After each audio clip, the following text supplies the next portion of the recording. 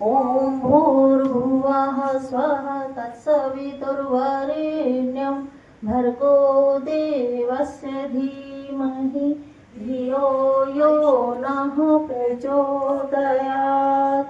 ॐ भूर्भुवः स्वः तत्सवितुर्वरेण्यं भर्गो देवस्य धीमहि।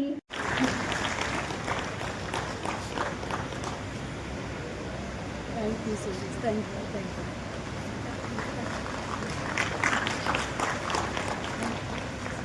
हमारी बहन मृदुला दीदी और डॉक्टर संगीता सरस्वती जी जोरदार तालियों से स्वागत करेंगे।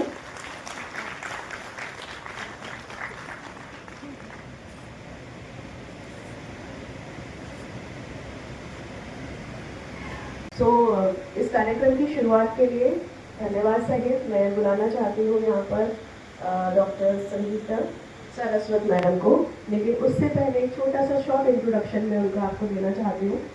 एक एमिनेंट पर्सनैलिटी हमारे बीच में है जो कि समाज के लिए इतना सब कुछ कर रही हैं और एक ऐसी रेप्यूटेड पर्सनैलिटी है मैम जिनके बारे में थोड़ा सा प्रकाश मैं आपके सामने डालना चाहती हूँ।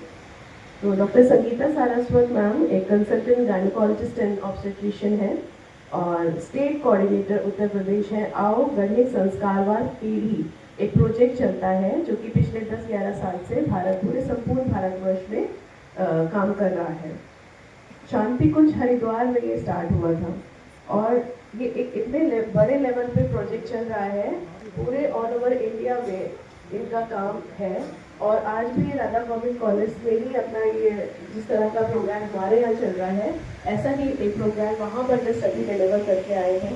मैडम कानपुर से है और इतने कानपुर से आकर आज दोनों प्रोग्राम्स एक ही दिन में निपटाकर आज वापस से कानपुर जाके फिर उनको आगे के प्रोजेक्ट्स आगे अपने कंटिन्यू करने हैं। Thank you so much ma'am. थोड़ा सा मैम के बारे में बताना चाहती हूँ ma'am. She is the chairperson of Girls Sanskar Committee in Kanpur Obgyn Gynae Society and she is the past president Kanpur Obgyn Gynae Society, past treasurer Kanpur Menopause Society, and she is the coordinator of session on Girls Sanskar in educational and state conferences. She is volunteer of All World Gayatri Parivar and she is working in the field of scientific spirituality for the last 20 years. She is the master trainer of training program of Girls Sanskar for health professionals and volunteers. State convener Ao Gane Sanskar One PD Project UP run by All World Gayatri Parivar Shanti Kunj Haridwar. She is conducting free online antenatal classes that is माँ की पाठशाला, जिसके बारे में अभी ma'am आपको विस्तार से बताएंगे।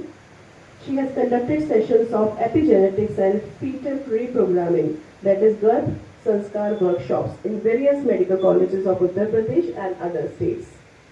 Conducted more than 350 workshops on scientific aspects of Garb Sanskar, conducting certificate program on preparation of preconception in nursing and degree courses, working amongst young children that is 10 to 18 years under the banner of Kanya Kishore Kaushal Project, Shanti Kunj Haridwar.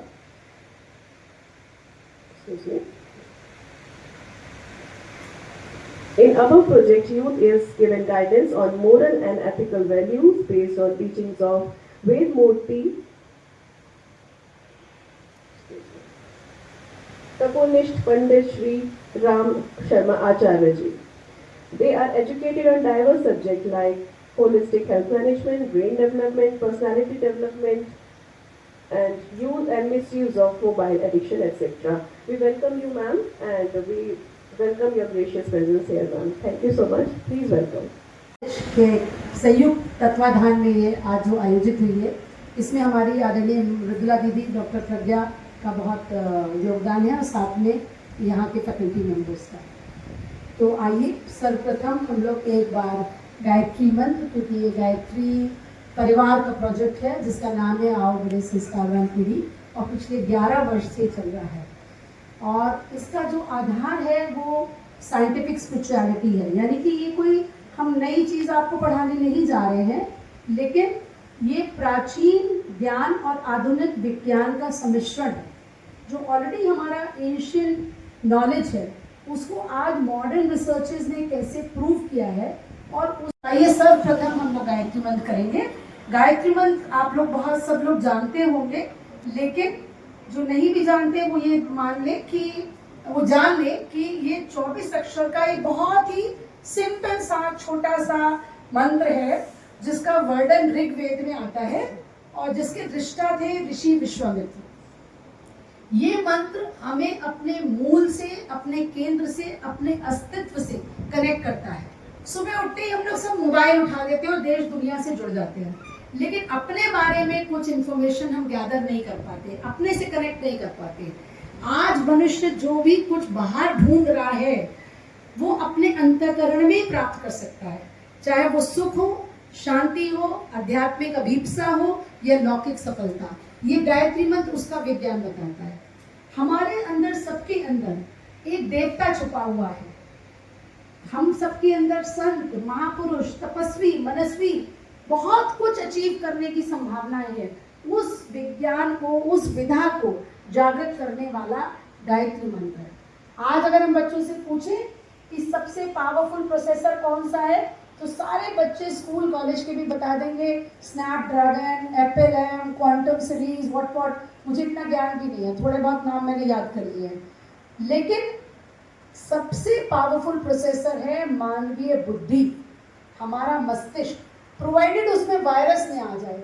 आजकल बहुत सारा virus हमारी बुद्धि में आ गया है, तो वो बुद्धि जो है सद्बुद्धि ना होकर के दुर्बुद्धि बन गई है।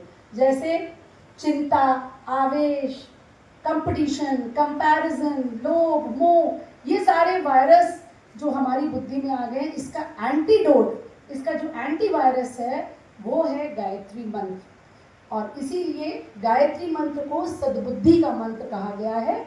जैसे मैंने बताया 24 अक्षर का ये मंत्र आपके सूक्ष्म शरीर में 24 ग्रंथियों को ये जागृत करता है और 24 गुणों का आपके अंदर प्रादुर्भाव होता है, मैनिफेस्टेशन होता है। बहुत सारे आपके गुण जो हैं वो जो छुपे पड़े थे, जो आपकी शक्तियाँ, विभूतियाँ, आपकी एबिलिटीज जो सुप्त अवस्था में पड़ी थी वो जागृत होने लगती हैं और धीरे धीरे इसी से आप साधारण मनुष्य से महामानव, देव मानव, देव पुरुष, देव कन्या ऐसा बनते चले जाते हैं। और यही जो कंसेप्ट है ये हमारे गुरुदेव ने दिया।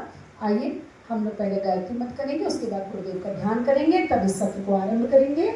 तो परम पूज्य गुरुदेव, परम वंदनीय माता जी की दिव्य उपस्थिति को साक्षी मानते हुए उनके सूक्ष्म संरक्षण में गायत्री के महामंत्र के साथ आज के सभागार में आवगणे संस्कारवाद पीढ़ी की एक कार्यशाला का हम शुभारंभ करते हैं।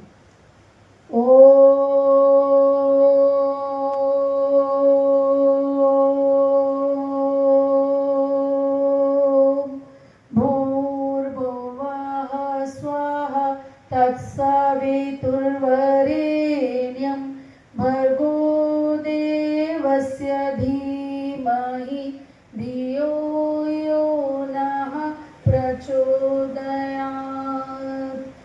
ध्यानमूलं गुरुर्मूर्तिं, पूजामूलं गुरुर्पदं, मंत्रमूलं गुरुर्वाक्यं, मोक्षमूलं गुरुर्कृपा। जैसा मैंने आपको बताया, वेदमूर्ति तपोनिष्ठ पंडित श्री राम शर्मा आचार्य जी ने अखिल विश्व गायत्री परिवार की स्थापना करी। उन्होंने गायत्री मंत्र को सबके लिए सर्व सुलभ कराया। जिसको कहा जाता था शापित है, कीलित है, इसको महिलाएं नहीं कर सकती, आज हर कोई गायत्री मंत्र कर सकता है। उन्होंने यज्ञ के ज्ञान विज्ञान को घर घर पहुंचाया। उन्होंने संस्कार परंपरा के अभिवर्धन के लिए अथक प्रयास किया जीवन पर्यंत। साथ में उन्होंने 3200 से 3400 पुस्तकें लिखी जो मानवीय मूल्यों को विकसित करने वाली, और साथ में आप कोई भी समस्या बताइए उसका समाधान उनके साहित्य में दिया हुआ है। सबके पीछे एक ही सूत्र था, वैज्ञानिक अध्यात्मवाद। Scientific spirituality is the basis for whatever he has written, whatever he has practiced and whatever he has preached, सबके पीछे वैज्ञानिक अध्यात्मवाद का सूत्र था। इसके लिए 7 आंदोलन हमारे अखिल विश्व गायत्री परिवार का हेड ऑफिस शांति कुंज हरिद्वार से चलाए जा रहे हैं, जिसमें है साधना, शिक्षा, स्वाध्याय, कुरीति उन्मूलन, नशा उन्मूलन, पर्यावरण संरक्षण इत्यादि इत्यादि। और 8वां आंदोलन जो है ये हमारा आओ बढ़े संस्कारवान पीढ़ी जो 2015 से आरंभ हुआ। जो गुरुदेव ने सूत्र दिया युग निर्माण का, जिसकी 3 स्टेप प्रोसेस मैंने आपको बताई, व्यक्ति निर्माण, व्यक्ति निर्माण से परिवार निर्माण, परिवार से समाज निर्माण, उसके 2 स्टेप्स हैं। मनुष्य में देवत्व का होता है, धरती पर स्वर्ग का अवतरण। और आज जो हम पढ़ने जा रहे हैं वो है व्यक्ति का निर्माण गर्भ से, यानी नींव अगर ठीक होगी तो जीवन का भवन जो है वो सुरक्षित और स्वस्थ रहेगा।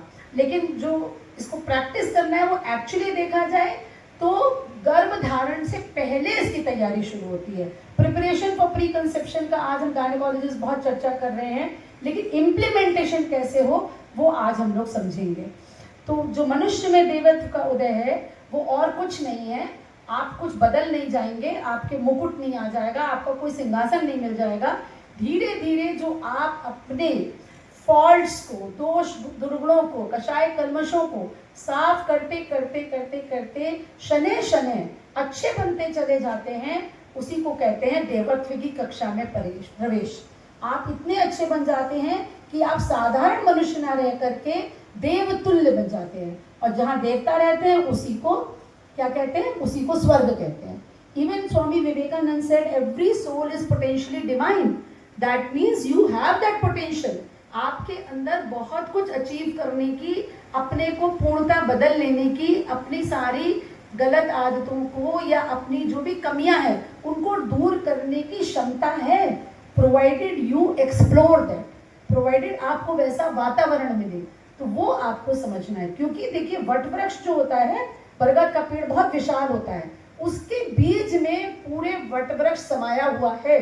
वट वृक्ष के बीज में वट वृक्ष बनने की पूर्ण संभावनाएं होती हैं यदि उसको उर्वर भूमि, खाद, पानी वैसी परिस्थितियां मिले।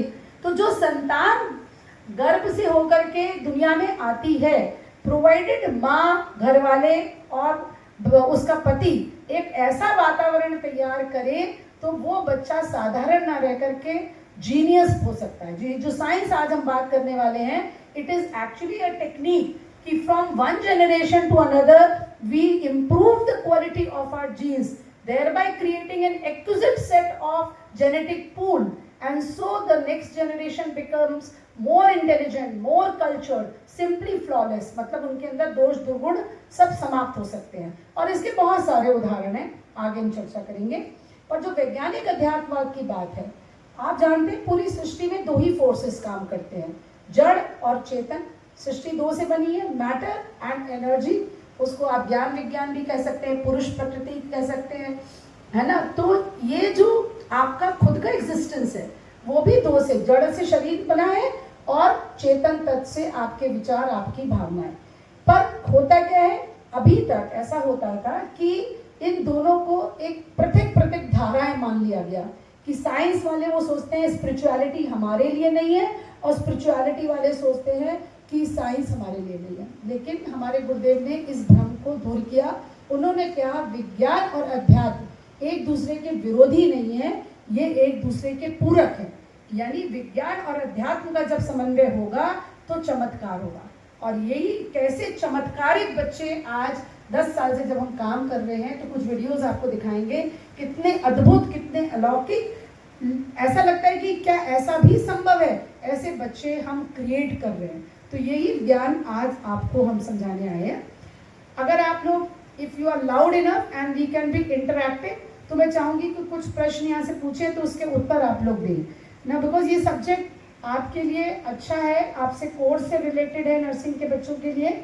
और आपके लिए इसलिए भी महत्वपूर्ण है क्योंकि एक तो आप हेल्थ प्रोफेशनल हैं, तो आगे चल के आप बहुत सारे एंटीनेटल पेशेंट्स के संपर्क में आएंगे जिनको आप गाइडेंस दे सकते हैं। दूसरा, आप स्वयं यंग हैं, तो आप भारत का भविष्य हैं, भावी माता पिता हैं, तो ये खुद भी इम्प्लीमेंट करके भी आप एक उत्कृष्ट संतान को जन्म दे सकते हैं। Now my question is whether conception is merely a biological process. How does conception occur? Anybody can stand up and answer. If you really want to learn, then let's make it interactive. यहाँ कोई test नहीं हो रहा, यहाँ कोई आपकी अंक आपको नहीं दिए जा रहे, कोई आपको ग्रेडिंग नहीं हो रही, आप कुछ भी बोल सकते हैं। बताइए, is conception only a biological process? Conception क्या है? एनीबडी? कंसेप्शन कैसे हो रहा है? या तो मैं ये इंप्रेशन लेकर के जाऊंगी कि you find the subject very boring, so you are just sitting on the instructions of your faculty, या मुझे लगेगा कि LLRM के नर्सिंग के बच्चे उतने शार्प नहीं हैं कि वो जवाब दे सकें। बताइए कौन सा इंप्रेशन लेके जाऊं? एनीबडी? कोई पूरे सभागार में इस प्रश्न का उत्तर? Yes please, yes please.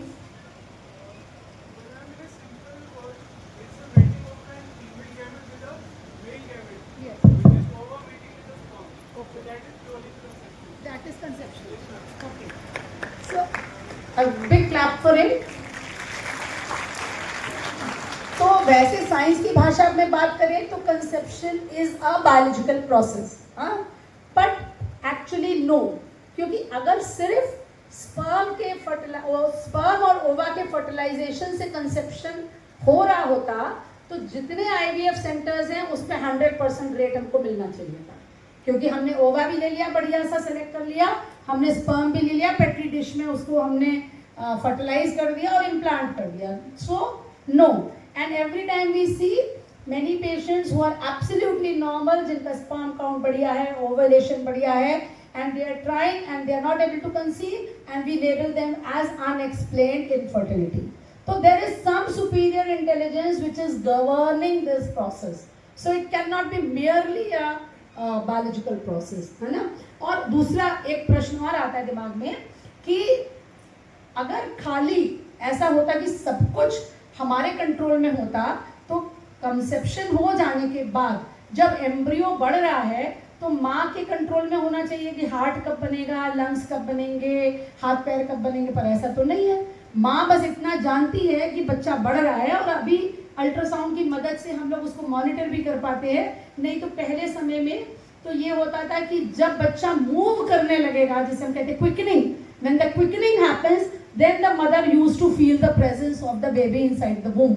उससे पहले उसको पता है कि वो प्रेग्नेंट है, पर कोई तरीका नहीं था कि वो कैसे बच्चे को फील कर सके, है ना? तो इसका मतलब कोई एक सुपीरियर इंटेलिजेंस है जो बच्चे की ग्रोथ को मॉनिटर कर रही है, या एक कोई इंटेलिजेंट प्रोसेस अंदर चल रही है जिससे बच्चा मॉनिटर हो रहा है। तो कंट्रोल में क्या है हमारे हाथ में, जिस पे हम आज चर्चा कर रहे हैं? हमारे हाथ में ये कंट्रोल है कि उस चेतना की दिशा धारा क्या होगी। क्या वो बच्चा मनुष्यता के उत्कृष्टता की अंतिम सोपान को प्राप्त करके ईश्वर से एकाकार हो पाएगा, जो हमारे सनातन का लक्ष्य होता है कि आत्मा का परमात्मा से मिलन, यानी कि वो बिल्कुल हाई लेवल सोल डेवलप हो पाएगा। या जो आज आसपास हम देख रहे हैं, eat drink and B Mary, खाओ पियो और मौज करो, हमें क्या मालूम आगे का जीवन को किसने देखा है। तो जिसे हम कह सकते हैं पशुवत जीवन की, मैं और मेरा परिवार उतने तक हम सीमित हैं, that is more than enough. तो वो तो पशुवत जीवन हो गया, या उससे भी चेतना नीचे गिर सकती है। और जैसा हम जानते हैं, आज अखबार खोलिए तो आपको लूट की, खसोट की, मर्डर की और दुष्कर्म की घटनाएं every day it is a part, and हमने एक्सेप्ट कर लिया है। अब हमें ज्यादा कुछ परेशानी भी नहीं होती कब कौन सी पत्नी किसको मार रही है, कब कौन सी मंगेतर मार रही है, कब किसका मर्डर हो जाएगा, नोबडी नोज, है ना? आज तो ये अविश्वास का ऐसा माहौल हो गया है, थोड़े दिन में तो ये डर लगने लगेगा कि विवाह कैसे हो बच्चों का। तो ये तो पशु भी नहीं करता, ये तो चेतना ऐसे गिर गई कि जो पिशाच के स्तर पे आ गई। दूसरा प्रश्न ये उठता है कि जब गर्भ में बच्चा आया, सिंगल सेल का फर्टिलाइज्ड ओवम, तो do you think there is development of only physical body? Anybody? Single cell का fertilised ovum first day conception पे गर्भ में आया और वो मल्टी मिलियन सेल्स का 2.5-3 किलो का बच्चा 9 महीने में तैयार हो जाता है।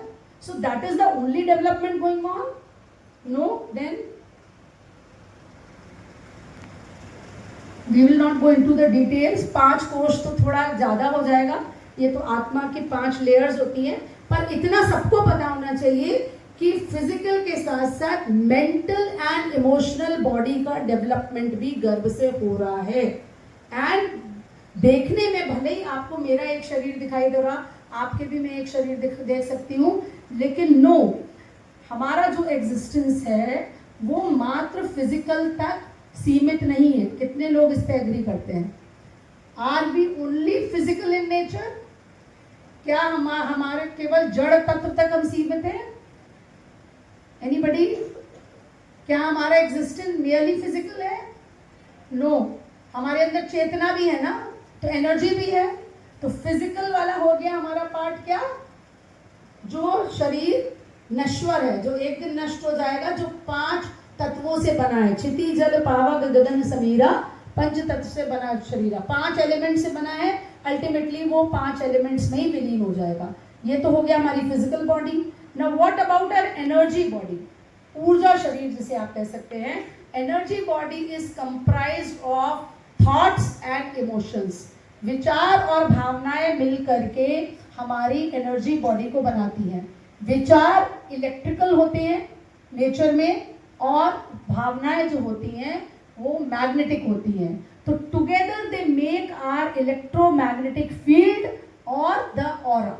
तो अगर हम माने यहाँ पे 500 शरीर बैठे हैं, no, we can also say it otherwise, यहाँ 500 एनर्जी फील्ड्स इंटरैक्ट कर रही हैं, है ना।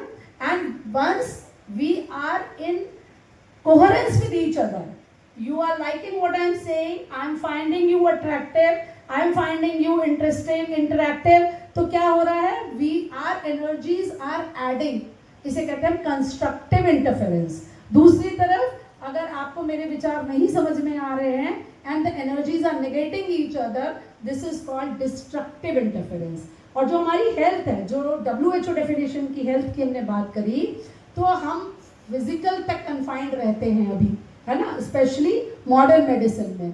We are not talking about our mental emotional health. आज हालांकि बहुत सारी इसकी बात हो रही है।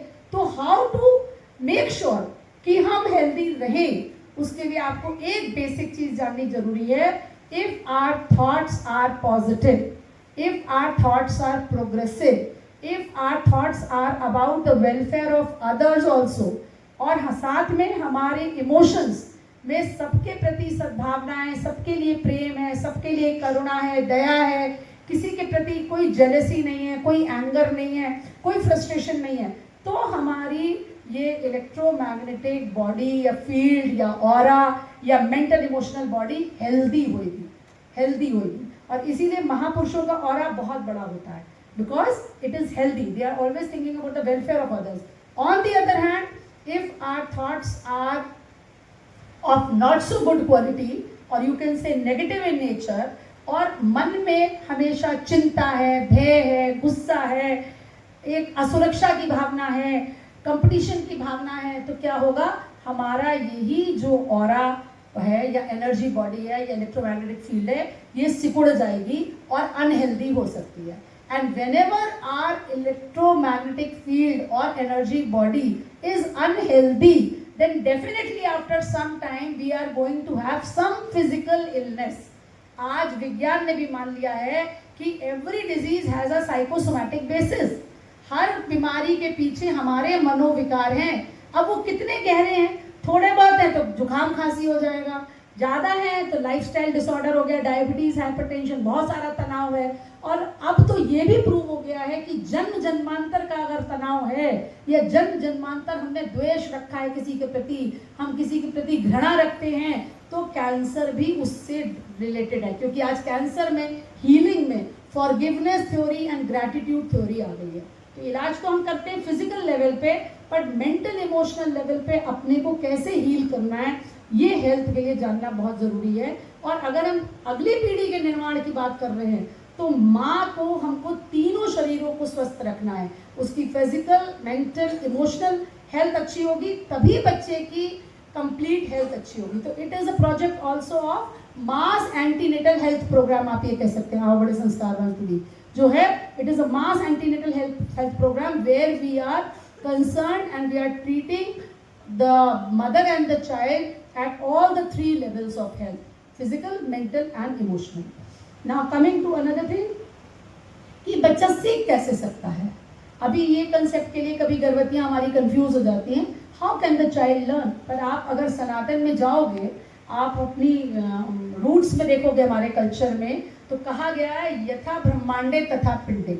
वैसे तो हमारा एग्जिस्टेंस अगर हम सृष्टि के कंपैरिजन में देखें, हिमालय में चले जाएं और फिर अपने को देखें तो हम डॉट भी नहीं लगते, है ना। तो हिमालय तो एक पार्ट है, अगर पूरे यूनिवर्स में हम अपनी प्रेजेंस ढूंढे तो नैनो डॉट भी नहीं होगा। लेकिन इंटरेस्टिंगली इसी नैनो डॉट के अंदर सारा ज्ञान समाया हुआ है, प्रोवाइडेड हम उसको जागृत करें। हम बहुत छोटा सा ब्रेन का पार्ट यूज करते हैं, वो भी कॉन्शियस ब्रेन का, ओनली 2 to 3%। और सबकॉन्शियस जो है वो पूरी तरह से अनएक्सप्लोर्ड पड़ा हुआ है। सबकॉन्शियस को हम जागृत ही नहीं करते। Subconscious is a big store house जिसमें कई मेगाबाइट्स की इंफॉर्मेशन स्टोर हो सकती है, लेकिन ऐसा दिखाई तो देता नहीं। क्योंकि अगर हम देखें अपने आसपास तो दो समस्याएं हमें बहुत दिखाई देती, एक स्वास्थ्य की और एक व्यवहार की। स्वास्थ्य के महकमे से हम लोग सब जुड़े हुए हैं, तो स्वास्थ्य में देखें तो कितनी सारी रिसर्चेज हो गई, नई एंटीबायोटिक्स आ गई, नई टेक्निक्स आ गई सर्जरी की, और कितने सारे अस्पताल खुलते चले जा रहे हैं, डॉक्टर्स भी बढ़ते जा रहे हैं। बीमारी कम हो रही है कि बढ़ रही है? हाँ, कम हो रही है, बढ़ रही है? बढ़ रही है। तो कहीं तो कुछ गड़बड़ कर रहे हैं ना हम लोग, something is not right somewhere. दूसरी बात, अगर अभिमन्यु ने अपनी माँ के गर्भ में सीखा तो आज की संतानें सीख सकती हैं कि नहीं? Has anything changed in reproductive science? Conception तो वैसे ही हो रहा है, एम्ब्रियोलॉजी भी सेम ही है। तो first of all we have to believe कि yes, if Abhimanyu can learn then मेरा बच्चा भी सीख सकता है, या हम जिसको भी पढ़ाएंगे उसके बच्चे में ये अंतर आ सकता है। And actually it is happening. मैं एक उदाहरण आपको देती हूँ। एक साउथ कोरियन सिविल इंजीनियर है, ये मेरे को प्रोनाउंस करना नहीं आ रहा, आप गूगल करोगे आपको मिल जाएगा। उसने 2 वर्ष में 4 भाषाएं सीख ली थी। 3 वर्ष की उम्र में उसको पूरी अलजबरा आ गई थी। 4 वर्ष की उम्र में वो फिजिक्स यूनिवर्सिटी का स्टूडेंट था। 7 साल में उसके पास नासा से लेटर आ गया था इन्विटेशन का, और 15 साल में उसने पीएचडी कंप्लीट कर ली थी। South Korean civil engineer. And तो आप सोचिए उसने अपना हाई स्कूल कब किया होगा? 15 साल में पीएचडी कर ली, तो हाई स्कूल तो माँ के गर्भ में ही कर लिया ना। तो माँ के गर्भ में बच्चा सीख सकता है। This is not a story, this is now being proved bye reproductive endocrinology, perinatal psychology, 3D 4D ultrasounds. And इसी सब्जेक्ट को साइंस की भाषा में जो नाम दिया गया है वो है epigenetics and foetal reprogramming. Epigenetics is whatever changes are occurring at the genetic level, and using that knowledge, how we can redesign the future of the baby, how we can reprogram the subconscious mind of the baby inside the womb. So that is the subject.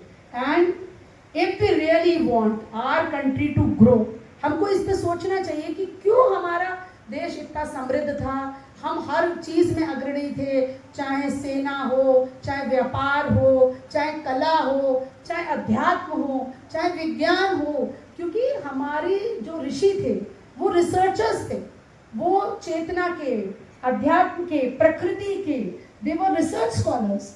और उन्होंने इस विज्ञान को apply करके जन साधारण, even साधारण व्यक्ति को पता होता था कि संतान करने से पहले अपने गुरु से आज्ञा लेनी है, समय उपयुक्त देखना है कि कब हम बच्चा करें, हमारे क्या क्या उस समय हमें अपना व्यवहार किस तरह से रखना है, भोजन कैसा रखना है, क्या देखना है, क्या सुनना है। और आज ये बात प्रूव हो गई है विज्ञान से कि माँ जो देखती है, सुनती है, समझती है, उसका पूरा पूरा प्रभाव बच्चे के ऊपर पड़ता है। तो आज अगर हम चाहते हैं फिर से कि हमारा देश विश्व गुरु बने, अग्रणी हो, तो हमको ऐसी ही संतानों को दोबारा इनवाइट करना पड़ेगा, है ना। उसके लिए वोम तैयार करने पड़ेंगे, क्योंकि हेलीकॉप्टर जो है गली कूचे में नहीं लैंड करता, वो हेलीपैड पर लैंड करता है। तो ऐसी आत्माएं तो जन्म लेना चाहती हैं, but we don't have the required wombs for them. तो ये ज्ञान हमको हर गर्भवती तक पहुंचाना है, हर उस किशोरी तक पहुंचाना है। हम हम लोग स्कूलों में भी आहार विहार पढ़ा रहे हैं, क्योंकि एक किशोरी ही जब स्वस्थ होगी तो वही स्वस्थ माँ बन सकती है। तो अगर हम चाहते हैं कि हमारा देश पुनः विश्व गुरु बने, तो सूर, मीरा, तुलसी, महाराणा प्रताप, शिवाजी, दुर्गावती रानी जी थी और रानी लक्ष्मीबाई, ऐसी संतानें फिर से हमको आमंत्रित करनी पड़ेगी या उनको रीडिजाइन करना पड़ेगा। तो उसके लिए अथक प्रयास की जरूरत है, और वो प्रयास हमारे देश की लड़कियां ही कर सकती हैं, क्योंकि भगवान के बाद अगर किसी को शक्ति दी है सृजन की, कुछ क्रिएट करने की, तो वो माँ के पास है ना। Mother is the architect of the child, mother is the genetic engineer of the child, क्योंकि माँ जो भी करेगी उस 9 महीने में, उससे जो जेनेटिक एक्सप्रेशन है बच्चे के अंदर वो बदल जाता है, और इसी साइंस को हम एपिजेनेटिक्स कहते हैं। ठीक है, और ये जो बात आज कक्षा हमने गर्भ संस्कार की रखी है, तो इट इज वेरी सिंपल। गर्भ मीन्स वूम्ब, और गर्भ से ही अगर संस्कार, संस्कार का अर्थ कोई पूजा पाठ, कोई रिचुअल, कोई कर्मकांड नहीं है। संस्कारो ही गुणांतराधन उच्यते, संस्कार का मूल अर्थ है शुद्धिकरण। चरक ऋषि ने कहा है, पहले से विद्यमान दुर्गुणों को हटाकर उनके स्थान पर सद्गुणों को स्थापित करने को संस्कार कहते हैं। तो जब ये गर्भ में प्रक्रिया चल रही है, यानी कि गर्भ से बच्चे की चेतना को शिक्षित प्रशिक्षित करने का जो कार्यक्रम है, उसे आप गर्भ संस्कार कह सकते हैं। संस्कार टर्म जो है itself is adding values, adding virtues to the consciousness। ये संस्कार औषधियों का भी होता है, संस्कार धातुओं का भी होता है। जब हम मिट्टी खोद करके लोहा निकालते हैं तो भुरभुरा लोहा निकलता है, उसको गर्म करते हैं, तपाते हैं तो प्योर लोहा बन जाता है, उसमें कार्बन मिलाते हैं तो स्टील बन जाता है, मॉलिब्डेनम निकल मिलाते हैं तो स्टेनलेस स्टील बन जाता है। ऐसे ही आप देखते हैं औषधियाँ जो होती हैं वो तरह तरह के रसायन मिला करके एकदम नई औषधि बन जाती है आयुर्वेद में। तो जो तपाने की प्रक्रिया है, प्योरिफिकेशन, रिफाइनमेंट, परिष्कृत करना, परिशोधित करना, ये जो प्रक्रिया है यही संस्कार प्रक्रिया है। क्योंकि हमारे ऋषियों को ये पता था कि जो चेतना गर्भ में आ रही है और उसकी यात्रा गर्भ से लेकर के अंत्येष्टि तक की जो यात्रा है, उसमें अगर कोई प्रोविजन नहीं दिया गया इम्प्रूवमेंट का, कोई टेक्निक नहीं बताई गई, तो डेफिनेटली चेतना नीचे ही गिरेगी, है ना। उदाहरण के लिए अभी इस हॉल को हम 2 में डिवाइड कर दें, एक जगह कहें कि भाई गुरुदेव का साहित्य पढ़ा जा रहा है, दूसरी जगह एक मूवी लगा दी जाए, पॉपुलर कोई मूवी। अब भीड़ कौन से हॉल में होने वाली है? साहित्य में शायद 2-4 लोग आ जाएं होपफुली, लेकिन थोड़ी आज के समय में तो लोग पढ़ना ही भूल गए हैं। तो चेतना का क्या होता है, एक मन का ये है, उसका नेचर है नीचे गिरना। जैसे पानी को आप डालेंगे तो नीचे गिरेगा, ऊपर चढ़ाने के लिए मोटर लगानी पड़ती है। इसीलिए ये बात हमारे ऋषियों को पता थी, इसीलिए उन्होंने संस्कार परंपरा दी, जिसमें 16 संस्कार पहले थे, लेकिन गुरुदेव ने उसमें मॉडिफिकेशन करके 6 अनुपयुक्त संस्कार हटा दिए। और आप सोचिए, आज से कम से कम 50 वर्ष पहले उन्होंने 2 संस्कार उसमें ऐड कर दिए। उनको क्या पता था कि आगे क्या सेलिब्रेट होने वाला है। इस समय आप सबसे ज्यादा सेलिब्रेशन काय का करते हो? Every day we are celebrating either birthday और मैरिज एनिवर्सरी, और उसको हमको पता नहीं कैसे मनाना है। बर्थडे हम क्या करते हैं, केक मंगाते हैं, कोविड में तो मास्क लग गए, लेकिन वापस हमारा सारा थूक उस केक में जाता है, नाम लिखते हैं, नाम बड़ा करने के लिए पैदा हुए हैं, नाम को ही काट देते हैं। और उससे भी ज़्यादा खराब स्थिति आजकल वो बच्चे करते हैं जो लेकर के केक एक दूसरे के मुंह पे फेंकते हैं। अन्न का अपमान, हमारे यहाँ अन्न को भगवान का दर्जा दिया गया है। तो ये संस्कार कैसे मनाया जाए, इसकी टेक्निक पूरी गायत्री परिवार में है, पर अभी आज इसका समय नहीं है। पर डेफिनेटली आप हर साल अगर अपना जन्मदिन मनाएंगे तो देखिएगा after 5 or 7 years you will be a different person. क्योंकि ये जो संस्कार प्रक्रिया है वो आपके ह्यूमन साइकोलॉजी पे, एंडोक्राइनल सिस्टम पे, जेनेटिक मशीनरी पे पूरा प्रभाव डालती है। इसीलिए हर संस्कार का एक पर्टिकुलर टाइम होता है। जैसे गर्भ संस्कार 3 महीने पे, अन्नप्राशन 6 महीने पे, नामकरण पहले महीने में, मुंडन पहले से 3रे साल के बीच में। तो ये उसका सिस्टम है। एवरी संस्कार हैज अ साइंस। तो only we will be talking about गर्भ संस्कार साइंस टुडे।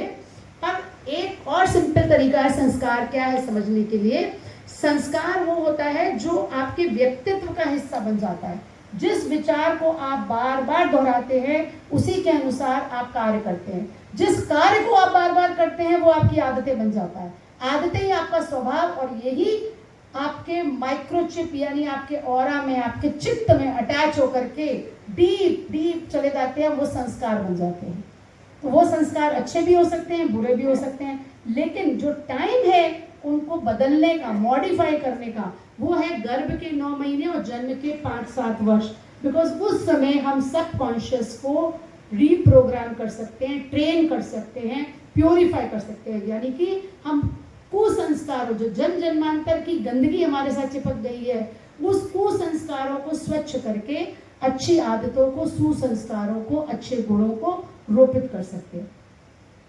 विज्ञान में एक अच्छे अभी आज ही कल के लेटेस्ट एक सेल बायोलॉजिस्ट हुए हैं, उन्होंने इसी थ्योरी को बहुत अच्छे से एक्सप्लेन किया है। उनकी एक डॉक्यूमेंट्री है, या पुस्तक पढ़ने का शौक हो तो आप पढ़ सकते हैं, बायोलॉजी ऑफ बिलीफ। यानी कि जो भी एनवायरमेंटल सिग्नल्स आ रहे हैं उससे जो आपका बिलीफ सिस्टम या परसेप्शन, धारणा बनती है, वो ही आपके सेल बायोलॉजी को परिवर्तित कर सकती है। तो ये पुस्तक जरूर पढ़िएगा कि अगर आप पॉजिटिव सोचते हैं तो your cell functioning will be in good health. In on the other hand, जैसे एक मैं उदाहरण के लिए आपको बताऊं, एक अमेरिका की जेल में एक किसी को मौत की सजा दी गई, तो उन्होंने उसको बताया कि आपकी जो मौत की सजा है वो फांसी नहीं होगी, आपको एक बहुत जहरीले सांप से कटवा करके आपको मृत्यु दंड दिया जाएगा।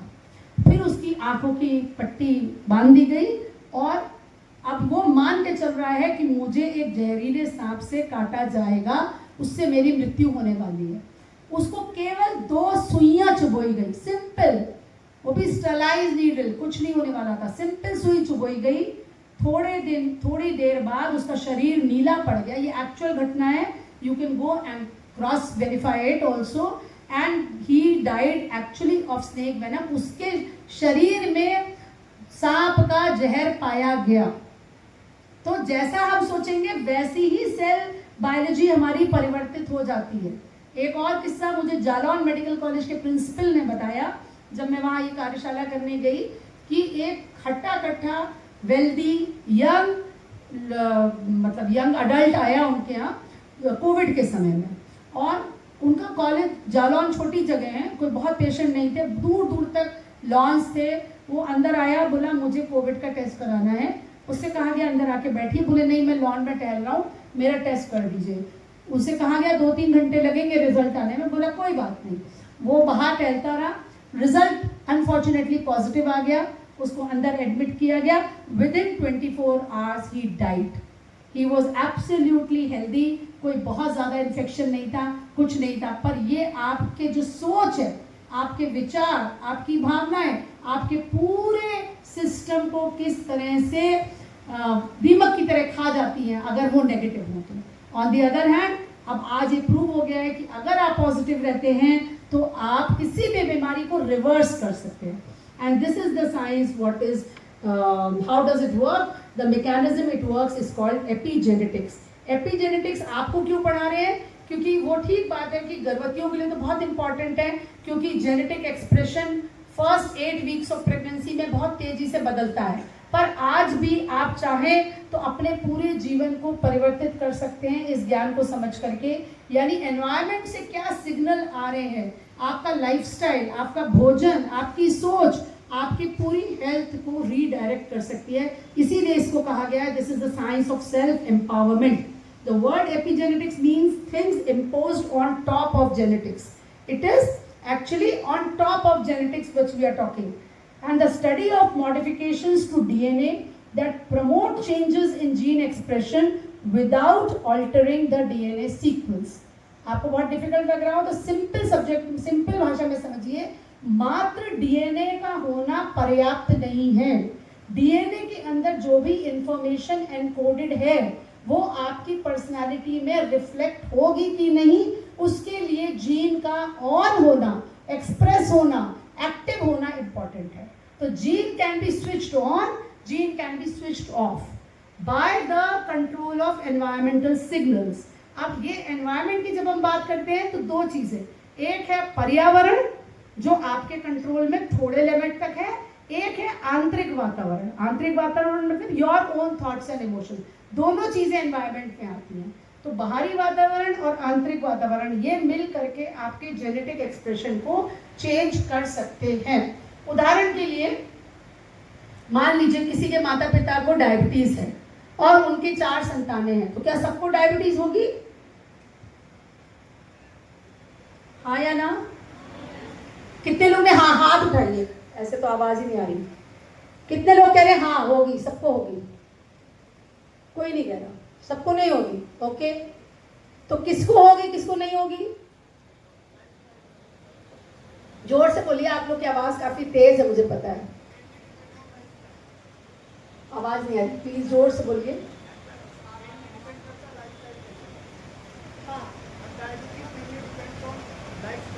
यस, नहीं जीन तो है, जीन तो आ गया ना, तो आप जीन को कैसे चेंज करेंगे? जीन तो है वहाँ।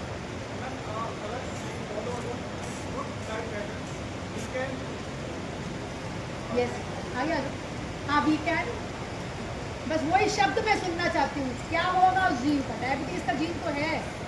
यस, अगर हम डायबिटिक जीन है आपके अंदर पहले से, हाँ। कैंसर में होता है तो उनको जीन्स प्रेजेंट होते हैं, तो अगर हम स्मोकिंग और लाइफस्टाइल अच्छी रखते हैं हाँ। तो in some cases we can do reverse. Reverse नहीं, it will be switched off. See the word is switched off. Diabetes का जीन आपने इनहेरिट कर लिया, चाहे दादा दादी से किया, चाहे नाना नानी से किया, कहीं से किया, but you are aware that a healthy lifestyle can switch off that diabetic gene. वो जीन होते हुए भी आपको डायबिटीज नहीं होगी। On the other hand, you have inherited the genes and you think कि भाई खाओ पियो, अब क्या कर सकते हैं, मेरे तो खानदान में ही ऐसा है, सबको हो ही जाती है डायबिटीज, आराम से मिठाई खाओ और बैठ के रिमोट से सब चलाओ, चलने फिरने की क्या जरूरत है। तो डेफिनेटली अगर 50 में होनी होगी तो 40 में ही डायबिटीज हो जाएगी। बात समझ में आई? अब epigenetics, how your lifestyle can actually switch on and switch off the genes. तो यही क्या करना है हमको, वातावरण को रिवर्स करना है। हम अब वातावरण में क्या क्या चीजें आती हैं? सबसे पहले आता है आपकी diet, healthy diet versus junk food. Junk food में एक रिसर्च हुई है, हंटिंगटन पोस्ट में सबमिट हुई है, जितने यंग बच्चों ने बहुत एक्सेसिव जंक फूड खाया उनके हिप्पोकैम्पस का साइज सिकुड़ गया। Hippocampus is the centre for, brain में सेंटर होता है लर्निंग और मेमोरी का सेंटर, वो सिकुड़ गया। समझ गए? और 2 केसेस मैंने देखे हैं जिन माताओं ने प्रेगनेंसी में बहुत ज्यादा मैगी और नूडल्स लिया, इमीडिएट न्यूनेटल पीरियड में उन बच्चों को ऑपरेट करना पड़ा, जिसमें कि एक बच्चे को ही हम बचा पाए। तो गट हेल्थ इतनी खराब हो गई। तो your diet is very important. जितना भी आप एसिडिक डाइट ले रहे हो, कोल्ड ड्रिंक है, पेप्सी, कोला और आपका मैदा से बने हुए जितना ये pizza, burger, chow mein, momos, this is will switch on the genes of diseases. दूसरी चीज है एक्सरसाइज। आप सेडेंटरी लाइफस्टाइल फॉलो करते हैं या रेगुलर एक्सरसाइज करते हैं? तीसरी चीज आती है कितने बजे उठते हैं, circadian rhythm, biological clock. Do you follow the biological clock in coherence with sunrise and sunset? आप दिनचर हैं कि निशाचर हैं, ये आप तय करिए। प्रकृति ने आपको दिनचर बनाया है, अब आप अपनी आदतों से निशाचर बन गए हैं, तो उसके लिए डेफिनेटली 20 साल बाद आपका लिवर खराब होने वाला है। क्योंकि अगर आपने बायोलॉजिकल क्लॉक पढ़ी हो, सर्कैडियन रिदम, तो 12 से 2-3 के बीच में लिवर डिटॉक्स का टाइम होता है। उस समय आप खा रहे हैं, पी रहे हैं, बातें कर रहे हैं, घूम रहे हैं, तो ब्लड सर्कुलेशन जो है वो डिस्ट्रीब्यूट हो गया ब्रेन में, हाथ पैरों में, डाइजेस्टिव सिस्टम में। तो लिवर को पर्याप्त डिटॉक्स होने के लिए ब्लड सप्लाई नहीं मिल रही है। आज नहीं होगा प्रॉब्लम, आपको 20 साल बाद जरूर। आज जितने यहाँ पे बच्चे बैठे हैं, अगर सबका अल्ट्रासाउंड कराएं तो मेरे को लगता है 50% का फैटी लिवर निकलने वाला है, because of diet and because of not sleeping in time, not following the circadian rhythm. फिर केमिकल्स, टॉक्सिक केमिकल्स नशे के रूप में, टोबैको है, निकोटीन है, अल्कोहल है, ड्रग्स हैं, कोई इन्फेक्शन तो नहीं हो गया आपको, आपके आसपास के वातावरण में कितना एयर पोल्यूशन है, कितना वाटर पोल्यूशन है, कितना इंसेक्टिसाइड्स पेस्टिसाइड्स आपके खाने में जा रहा है। तो छोटे छोटे पेड़ लगाइए, एयर पोल्यूशन को कंट्रोल करिए। माइक्रोबायोटा, आप हेल्दी डाइट लेते हैं तो आपका जो गट माइक्रोबायोटा है वो हेल्दी होता है, otherwise that is also responsible for switching on the unhealthy genes. और उससे भी ज़्यादा सबसे इंपॉर्टेंट है स्ट्रेस। आज स्ट्रेस को नॉर्मलाइज कर दिया गया है, एवरीबडी इज इन स्ट्रेस। जितना आप स्ट्रेस में रहेंगे उतना क्या होगा, स्ट्रेस रेजिलिएंट जीन आपका सप्रेस हो जाता है, इसको आगे मैं बताऊंगी अभी। So these are the factors from the environment जो आपके मतलब बराबर, ये कोई प्रोसेस ऐसी नहीं है कि केवल गर्भ में ही होती है, ये बुढ़ापे तक प्रोसेस चलती रहेगी कि हमारा लाइफस्टाइल, हमारा सेडेंटरी मतलब जो दिनचर्या है। तो आप देखिए हमारे गायत्री परिवार में 80 साल के युवा आपको दिखाई देंगे जो बिल्कुल सीधे चलते हैं, because of their diet, because of their lifestyle, because of their positive thinking, because of chanting Gayatri mantra, because of meditation, yog, pranayam, all this have just simply stop their ageing process. वो इतने एज नहीं दिखाई देती उनकी जितनी नॉर्मली होती है। और यही बात आपके जो पॉजिटिव थिंकिंग की है कि उसमें जो पावर होती है वो हील करने की जीन्स की होती है। सिमिलरली जब आपकी इमोशंस की बात करें तो जो स्ट्रेस और एंजाइटी है वो क्या करती है कि इन्फ्लेमेटरी जीन्स को ऑन कर देती है, and this triggers the process of switching on the genes of many diseases, lifestyle disorders. On the other hand, अगर आप शांत रहते हैं, आप प्रसन्न रहते हैं, आप सबसे अच्छा व्यवहार करते हैं, सबसे प्रेम करते हैं, तो क्या होता है, ऑक्सीटोसिन रिलीज होता है, and that switches on the OXTR gene. तो आपका मूड डिसरेगुलेशन नहीं होगा, आपके संबंध अच्छे होंगे, आप देखेंगे आपकी प्रोडक्टिविटी बढ़ जाएगी। तो basically emotions and thoughts have the effect on long term health किसी भी इंडिविजुअल का। तो डीएनए को ये मत सोचो कि DNA is your destiny, DNA is not your destiny. This article was published in time magazine in 2010। तो इससे हम अपने गुरुदेव के वाक्य को कोरिलेट करते हैं। उसकी हेडिंग तो यही थी, why your DNA is not your destiny.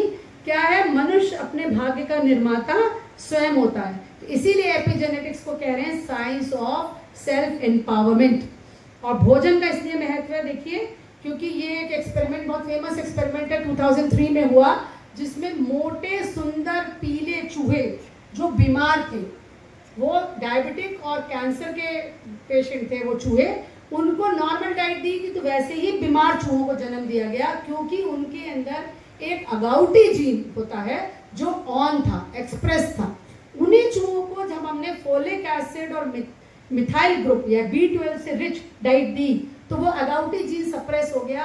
उन्हीं बीमार चूहों ने हेल्दी कत्थई रंग के छोटे चूहों को जन्म दिया। सही, अब आपको समझ में आया why we give folic acid prior to conception, 3 months prior to conception. Now another study was done जो सोशल एपिजेनेटिक्स के नाम से ये इसाबेल मैनुस्फियर ने 2014 में ज्यूरिक यूनिवर्सिटी में करी थी। उन्होंने कुछ चूहों को अपनी माँ से अलग कर दिया इमीडिएटली आफ्टर बर्थ। देखा गया कि वो चूहे आगे चल करके बहुत बीमार हो गए, बहुत ज़्यादा बीमार हो गए, और फिर उनको ह्यूमन स्टडी से कोरिलेट किया गया और देखा गया कि जिन बच्चों को इमीडिएट पोस्टनेटल पीरियड में उनको प्यार नहीं मिलता है, उनकी केयर नहीं होती है, they are more likely to develop adulthood schizophrenia, borderline personality disorders और मेजर डिप्रेशन। तो ये जो कोरिलेशन है ये दर्शाता है, इसकी वजह से एक टर्म मैटरनिटी केयर में दिया गया रिसेंटली, अभी 4-5 साल पहले, TLC, tender loving care. So giving iron calcium is not sufficient, we have to give sufficient care to the unborn baby and to the neonate as well. और जो high levels of stress हैं, कि high levels of stress से क्या होता है, अगर during pregnancy there is continuous stress and high levels of cortisol are detected in the blood, that switches off the stress resilient gene, यानी तनाव सहने की क्षमता वाला जीन बच्चे के अंदर ऑफ हो जाता है। अब ये वही बच्चे होते हैं जो छोटी सी डांट में लटक जाते हैं या डिप्रेशन में चले जाते हैं, या जिनको थेरेपी चाहिए, छोटे छोटे संघर्षों को वो सह नहीं पा रहे हैं, क्योंकि उनकी मदर को एंटीनेटल पीरियड में बहुत ज़्यादा तनाव झेलना पड़ा था। So this is the correlation between nurture, nature मतलब जो जीन्स आ रहे हैं, और नर्चर जो वातावरण है उसका प्रभाव, और तीसरा मैकेनिज्म है एपिजेनेटिक्स। इंटरेस्टिंगली आपको ये पता होना चाहिए कि जो जेनेटिक चेंज हो गया वो 2 पीढ़ियों तक ट्रांसफर होने वाला है। स्पेशली स्मोकिंग में स्टडी किया गया है कि जो जल्दी स्मोकिंग शुरू कर देते हैं उनके लंग्स तो खराब होते ही हैं, उनके आने वाली 2 पीढ़ियों के भी लंग्स खराब होते हैं, वो चाहे स्मोकिंग करें चाहे ना करें। इसीलिए स्मोकिंग को ग्रैंड मास कर्स भी कहा गया है, अभिशाप, दादी माँ से मिला हुआ अभिशाप। और एपिजेनेटिक्स का सबसे अच्छा उदाहरण है प्रहलाद जी का। प्रहलाद जी किसके पुत्र थे? हिरण्याकश्यप कौन था, राक्षस या देवता? तो फिर प्रहलाद जी राक्षस क्यों नहीं बने? क्योंकि जब इंद्र उनको मारने आए, उनकी माँ को सॉरी कयाधु के जो उनकी माँ थी वो उनके गर्भ में थे, और जब इंद्र उन्हें मारने आए तो देवऋषि नारद जी ने उनकी रक्षा करी। बोले नहीं, गर्भवती को मारना जो है वो न्याय विरुद्ध है। उसके बाद वो उनको अपने आश्रम में ले गए। तो सात्विक भोजन, सात्विक वातावरण, हरि नाम का संकीर्तन, उसने क्या किया, राक्षसी जीन्स को ऑफ कर दिया और साधारण प्रहलाद से वो भक्त प्रहलाद बन गए।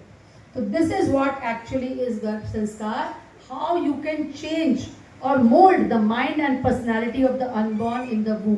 बच्चे के मन व्यक्तित्व को गर्भ से डालने का नाम ही गर्भ संस्कार है, या दूसरी भाषा में जैसे मैंने बताया रीप्रोग्रामिंग द सबकॉन्शियस माइंड। और सबकॉन्शियस माइंड को भी हम डिटेल में पढ़ेंगे। Subconscious mind means the mind which is active during pregnancy 9 months and post delivery 5 to 7 years of life. तो ये वो टाइम होता है जब बच्चे को हम जो चाहे सिखा सकते हैं और वो उसके व्यक्तित्व का हिस्सा बन जाएगा, क्योंकि सबकॉन्शियस में जो चला जाता है वो आदत बन जाती है, वो आदत अनुसार सबकॉन्शियस काम करता है, कॉन्शियस माइंड सोच समझ के काम करता है। और ये बातें हमारी जो प्राचीन माता थी, चाहे वो जीजाबाई हो, अहिल्या हो, सीता जी हो, सबको ये ज्ञान आता था।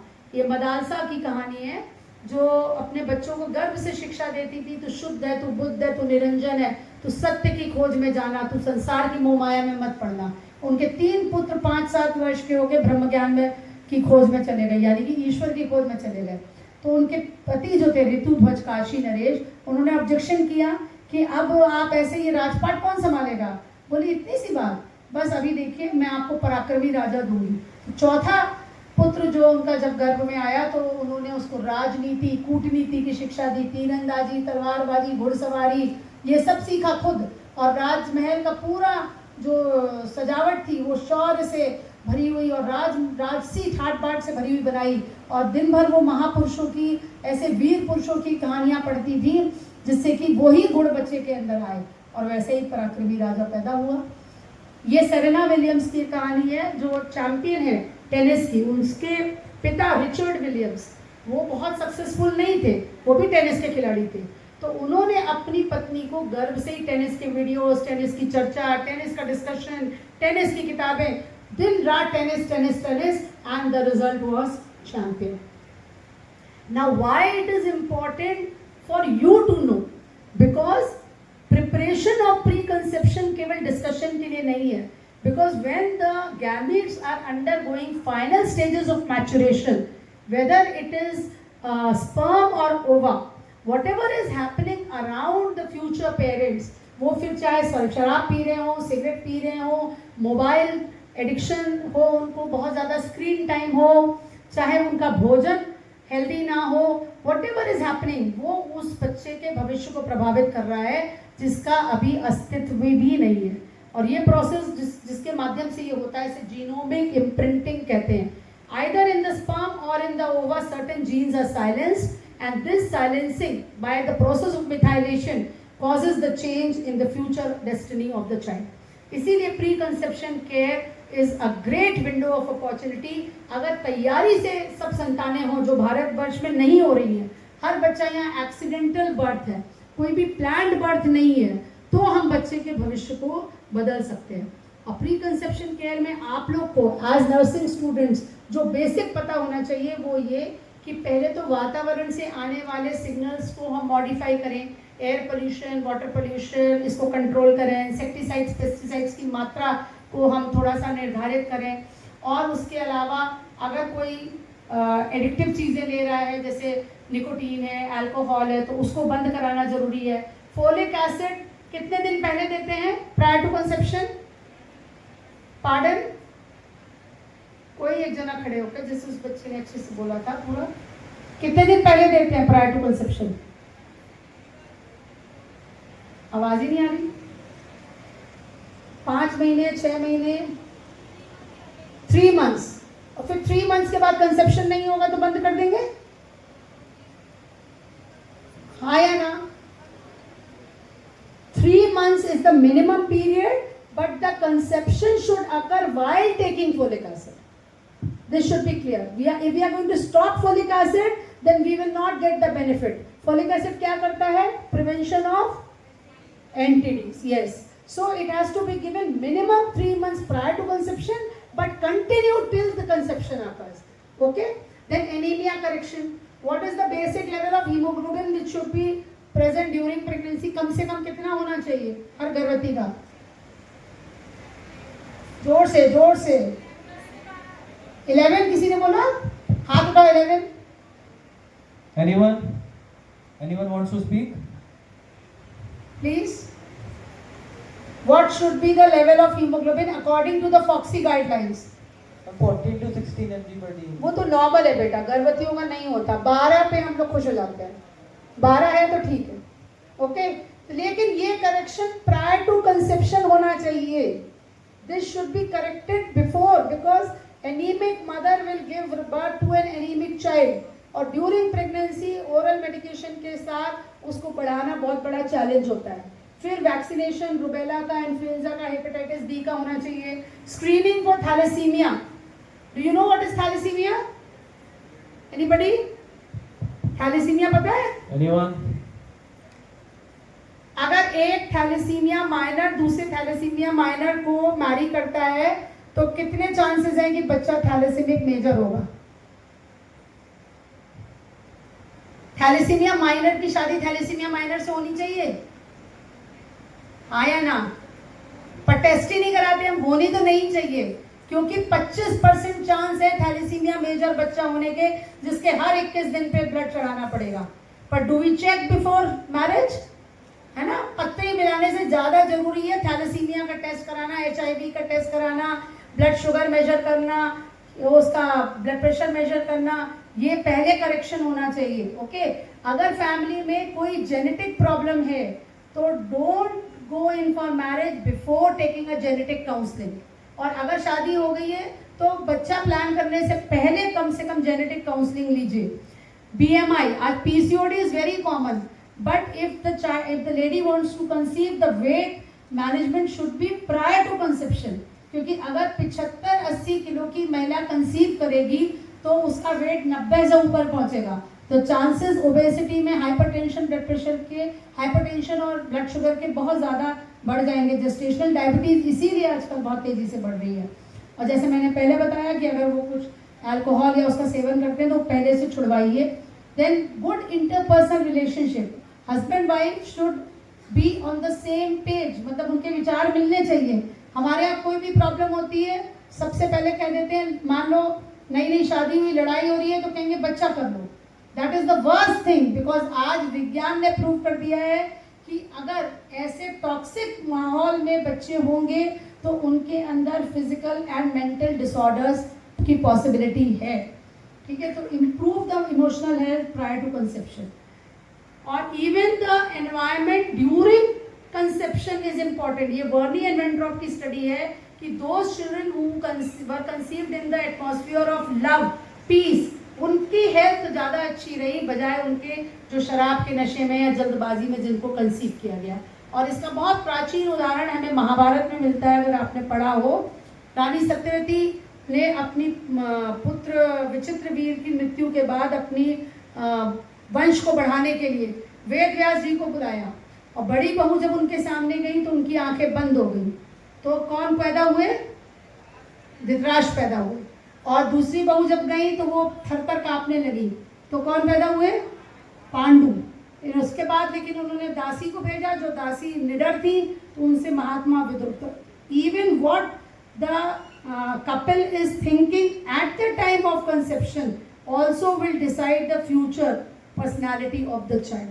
So the solution is कि सबको इस बारे में अवेयर किया जाए, जैसे आपके साथ ही आज अवेयरनेस प्रोग्राम हो रहा है। You want to learn about the subject, आप इसको प्रैक्टिस करोगे तो you will be more empowered for a better health in future and you can give rise to healthier generation. And the concept of subconscious and conscious mind which I was telling, जो mental body है उसको मुख्यतः दो में divide किया जाता है। वैसे होते तो तीन है, सुपर कॉन्शियस भी होता है, लेकिन सब कॉन्शियस जो है वो it is a big store house of all your believes और योर स्किल्स। जो कुछ भी आपने अनेक जन्मों में सीखा वो सब उसमें स्टोर्ड है, वो आपको याद नहीं रहता बस। लेकिन अगर उसको हम मॉडिफाई कर दें during 9 months of pregnancy and first 5 to 7 years, तो आप अपनी आदत के अनुसार अच्छे प्रोग्राम से ही ड्रिवन होंगे। अगर गर्भ से ही सिखा दिया जाए झूठ नहीं बोलना है, चोरी नहीं करनी है, बड़ों का आदर करना है, तो बच्चे की आदतें ऑलमोस्ट जो संस्कार हैं उसके वो सबकॉन्शियस से ही गवर्न होते हैं। तो द आइडिया इज कि जो गर्भवती है वो कॉन्शियस हो, कॉन्शियस उसका तो कॉन्शियस माइंड अब एक्टिव है, तो वो सजग रहे अपने आहार, अपने चिंतन, अपने व्यवहार, अपने वातावरण, अपनी भावनाओं के प्रति, और अपने बच्चे के सबकॉन्शियस माइंड में अच्छे प्रोग्राम्स को डालें। Because the conversation between the mother and the child happens through the hormones. अगर माँ खुश है तो खुशी वाले हार्मोन्स निकलेंगे, ऑक्सीटोसिन, एंडोर्फिन, डोपामीन। माँ तनाव में है तो एड्रेनलिन, नॉरएड्रेनलिन, कॉर्टिसोल निकलेगा। अब जो भी हार्मोन्स निकल रहे हैं वो मैटरनल सर्कुलेशन से फीटल सर्कुलेशन में जाएंगे और डेवलपिंग फीटल लिम्बिक सिस्टम पे अपना इम्प्रिंट छोड़ेंगे। तो अगर माँ प्रसन्न रहती है, शांत रहती है, सोच समझ के कार्य करती है, तो बच्चा भी वैसा ही होगा, खुश मिजाज, हेल्दी, ऑलराउंडर, हर क्षेत्र में सफल होने वाला। और दूसरी तरफ माँ अगर हर समय तनाव में रहती है, गुस्से में रहती है, फ्रस्ट्रेटेड रहती है, तो उस बच्चे के अंदर एक तो IUGR होने की संभावना है, इंट्रायूट्राइन ग्रोथ रिटार्डेशन, क्योंकि उसकी जो वेसल्स हैं वो वैसो कंस्ट्रिक्शन में चली जाएंगी, तो ऑक्सीजन और न्यूट्रिशन का अभाव हो जाएगा बच्चे में। और ये फ्लो चार्ट जो है दिखाता है कि खाली जेस्टेशनल एज ही नहीं का हो सकती, प्री टर्म बर्थ हो सकता है, IUGR हो सकता है, उसके अलावा ADHD हो सकता है, ऑटिज्म हो सकता है, डाउन सिंड्रोम हो सकता है, या एंजाइटी, डिप्रेशन, सिजोफ्रेनिया, बहुत सारी प्रॉब्लम्स फिजिकल और मेंटल लेवल पे हो सकती है। ये जामा पीडियाट्रिक्स में एक रिसर्च अभी है जिसमें अगर माँ को अत्यधिक तनाव होता है प्रेगनेंसी में तो बच्चे के अंदर कंजेनाइटल हार्ट डिजीज होने की संभावना बढ़ जाती है। Nutrition, why we are paying so much attention कि माँ क्या खाए ड्यूरिंग प्रेगनेंसी। आप लोग भी अब ध्यान दीजिए कि आप क्या खा रहे हो, what you should eat, what you should not eat, क्योंकि अगर ड्यूरिंग प्रेगनेंसी मैल न्यूट्रिशन होता है, not only in terms of amount, आजकल इतना कुपोषित कोई नहीं है, सरकार बहुत सारा अनाज बांट रही है, बहुत सारा पोषण का वो सप्ताह चलाते हैं, बहुत सारा सामान देते हैं, लेकिन गलत खा करके जो मैल न्यूट्रिशन होता है, जो अत्यधिक मैदा खा रहे हैं, अनकुक्ड मैगी और बर्गर, चाउमीन, जो भी जो चीज़ें खाई जा रही हैं, उससे जो मैल न्यूट्रिशन हो रहा है वो इन बीमारियों को मैनिफेस्ट करता है, जैसे ओबेसिटी है, हाइपरटेंशन है, कैंसर है, हाई ब्लड प्रेशर है, और वो मैनिफेस्ट होती है 35 to 40 ईयर्स की एज में। इसीलिए इसको कहा गया है foetal origin of adulthood diseases. उन वो बीमारियां जिनकी नींव गर्भ में पड़ गई थी पर वो मैनिफेस्ट होंगी बड़े होने पर। वाई प्लानिंग इज इम्पॉर्टेंट, ये एम्ब्रियोनिक चार्ट आप लोग ने पढ़ा होगा, because post conception 19th day the central nervous system starts developing and maximum development takes place during first 16 weeks. सारे important organs भी first 8 weeks में develop होने लगते हैं। इसमें किसी तरह का भी कोई environmental hazard होगा तो बच्चे के अंदर दिक्कत हो सकती है। जब तक माँ टेस्ट करती है फर्स्ट वीक मिस हो गया पीरियड का, तब तक ऑलरेडी ब्रेन का basic structure, neural plate, neuroectoderm सब डेवलप हो चुका होता है। 14th वीक में बच्चे की टेस्ट बड्स डेवलप हो जाती हैं। 16th वीक में एक एक न्यूरॉन मल्टीप्लाई करता है 2.5 लाख प्रति मिनट की रफ्तार से। इतनी तेजी से ब्रेन डेवलप कर रहा है। बच्चा अब आवाज़ को पहचानता है, स्मेल को पहचानता है, टेस्ट को पहचानता है और उसके साथ अपनी प्रतिक्रिया भी देता है, यानी सुनता भी है और उसके बाद वो रिस्पॉन्ड भी करता है। फिर 6 मंथ में ये जो rate of development of brain है, न्यूरोजेनेसिस, ये डबल अप हो जाता है, 5 लाख पर मिनट की रफ्तार से बढ़ रहा है। फिर ब्रेन सेल्स का एक्टिवेशन शुरू हो जाता है, इमोशनल सेंटर्स डेवलप हो जाते हैं, बच्चा प्यार, खुशी, दुख, तनाव माँ के द्वारा पहचानता है। इसके अलावा by 8th month memory centre develop हो गया। Now this is not computer कि आपने डिलीट का बटन दबाया और वो सब कुछ मेमोरी से साफ हो जाएगा। जैसे मैंने आपको बताया था अभिमन्यु की कहानी, अभिमन्यु ने गर्भ में सीखा पर 16 वर्ष तक वो ज्ञान सुप्त अवस्था में रहा क्योंकि वो उसकी इम्प्लिसिट मेमोरी में चला गया और जब परिस्थितियों का निर्माण हुआ तो वो ज्ञान सामने आ गया।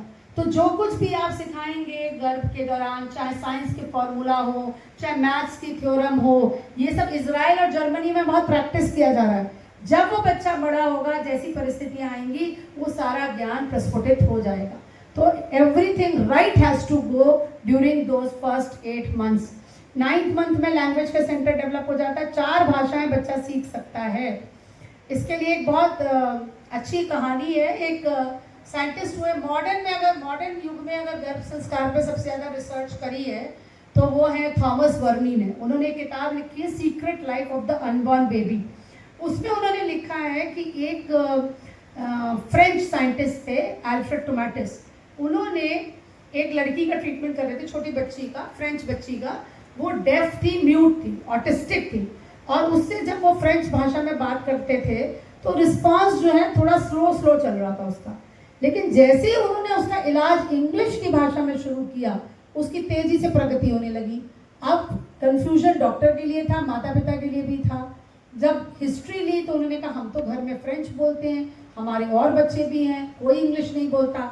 लेकिन डिटेल में हिस्ट्री लेने पे पता चला कि जब वो 8th और 9th मंथ की प्रेगनेंसी में थी तो ऐसे ऑफिस में बात काम करती थी जहाँ केवल इंग्लिश भाषा में काम होता था। तो वहाँ से उस बच्ची ने इंग्लिश के शब्दों का उसके अंदर बीज पड़ा और जब डॉक्टर ने उसका ट्रीटमेंट इंग्लिश में किया तो उसका रिस्पॉन्स अच्छा आने लगा। तो हम जो माँ की पाठशाला में सिखाते हैं वो ये कि संस्कृत के श्लोकों को माँ सीखे, चाहे समझ में ना आए, क्योंकि आज संस्कृत इफेक्ट आप जाकर के गूगल करिएगा।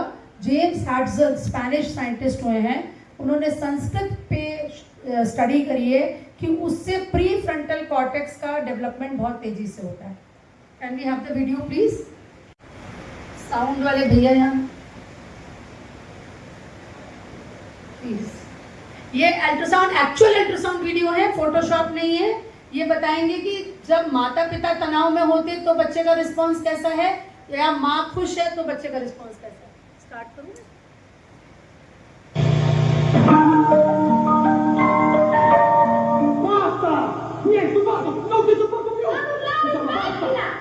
Quando un bambino nasce.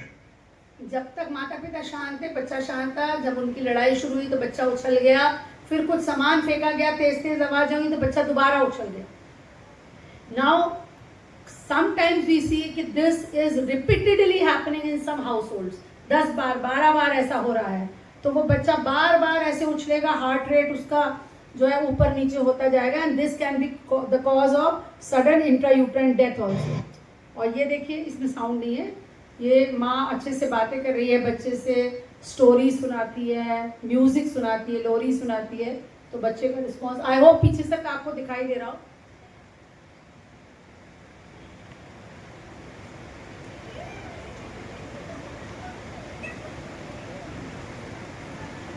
देखिए ऐसे ही बच्चे हम लोग को चाहिए।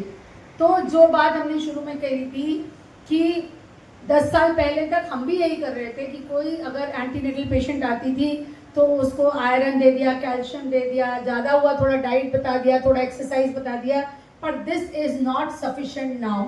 Otherwise we can not have completely healthy generation. अगर हमें शारीरिक, मानसिक, भावनात्मक, आध्यात्मिक, सामाजिक रूप से स्वस्थ पीढ़ी का निर्माण करना है, जो हमारा उद्देश्य है, तो उसके लिए हमको कुछ और चीज़ें अपनी एंटीनेटल केयर में इंक्लूड करनी पड़ेंगी। वो हम अपनी माँ की पाठशाला में इंक्लूड कर रहे हैं, तभी ये चमत्कारिक बच्चे होंगे। जैसे हम लोग नियमित मेडिटेशन करवाते हैं, सूर्य का ध्यान करवाते हैं, जप करवाते हैं, योग, प्राणायाम, आहार, 3 शरीरों के लिए 3 प्रकार का आहार, फिजिकल बॉडी के लिए बैलेंस डाइट, संतुलित आहार, मेंटल बॉडी की हेल्थ के लिए सात्विक आहार, और इमोशनल बॉडी की हेल्थ के लिए संस्कारित आहार। फिर स्वाध्याय, अच्छी पुस्तकों का अध्ययन, उसके अलावा गर्भ संगीत, म्यूजिक थेरेपी। म्यूजिक में बहुत क्षमता है कि वो बच्चे की भावनात्मक शरीर को भी हेल्दी बना सके, है ना। म्यूजिक तो अब एक उपचार की विधि हो गया है। RML लोहिया में अभी एक स्टडी हुई, उसमें उन्होंने कोमा के पेशेंट्स को 2 में डिवाइड किया। एक को महामृत्युंजय मंत्र सुनाया रागों पे आधारित, एक ग्रुप को नहीं सुनाया। जिनको सुनाया उनकी हीलिंग बेटर हुई।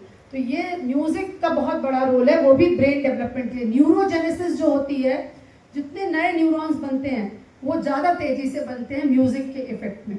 और म्यूजिकल इंटेलिजेंस अगर किसी बच्चे की गर्भ से डेवलप हो जाए तो वो बच्चा अबव एवरेज इंटेलिजेंस का हो सकता है।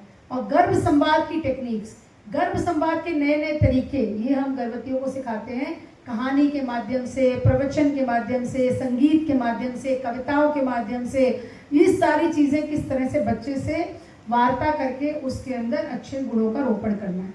और उसका जो इफेक्ट होता है वो यही है कि एक डिवाइन लेबर जो है, जो आप लेबर रूम में जाइए तो कितनी हाई तोबा मची होती है, लेकिन अगर कोई गर्भवती पूरे समय योग प्राणायाम करती है, बच्चे से बातें करती है, तो बहुत ही शांतिपूर्वक तरीके से वो नॉर्मल डिलीवरी के माध्यम से बच्चे को जन्म दे सकती है।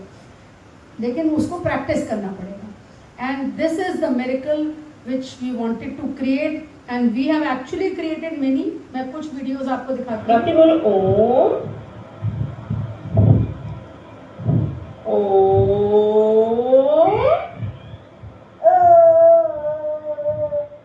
ये 6 महीने की बच्ची है।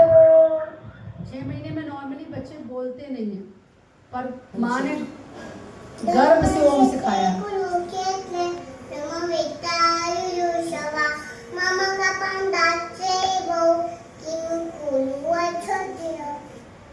हम लोग अभी इतने बड़े होकर के भी शुद्ध गीता का उच्चारण नहीं कर सकते।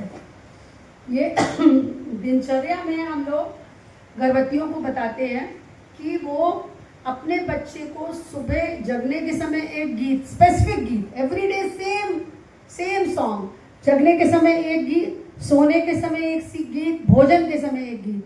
तो देखिए जन्म के बाद जब उस बच्चे को सुनाया जाता है वही गीत, तो कैसा रिस्पॉन्स मिलता है।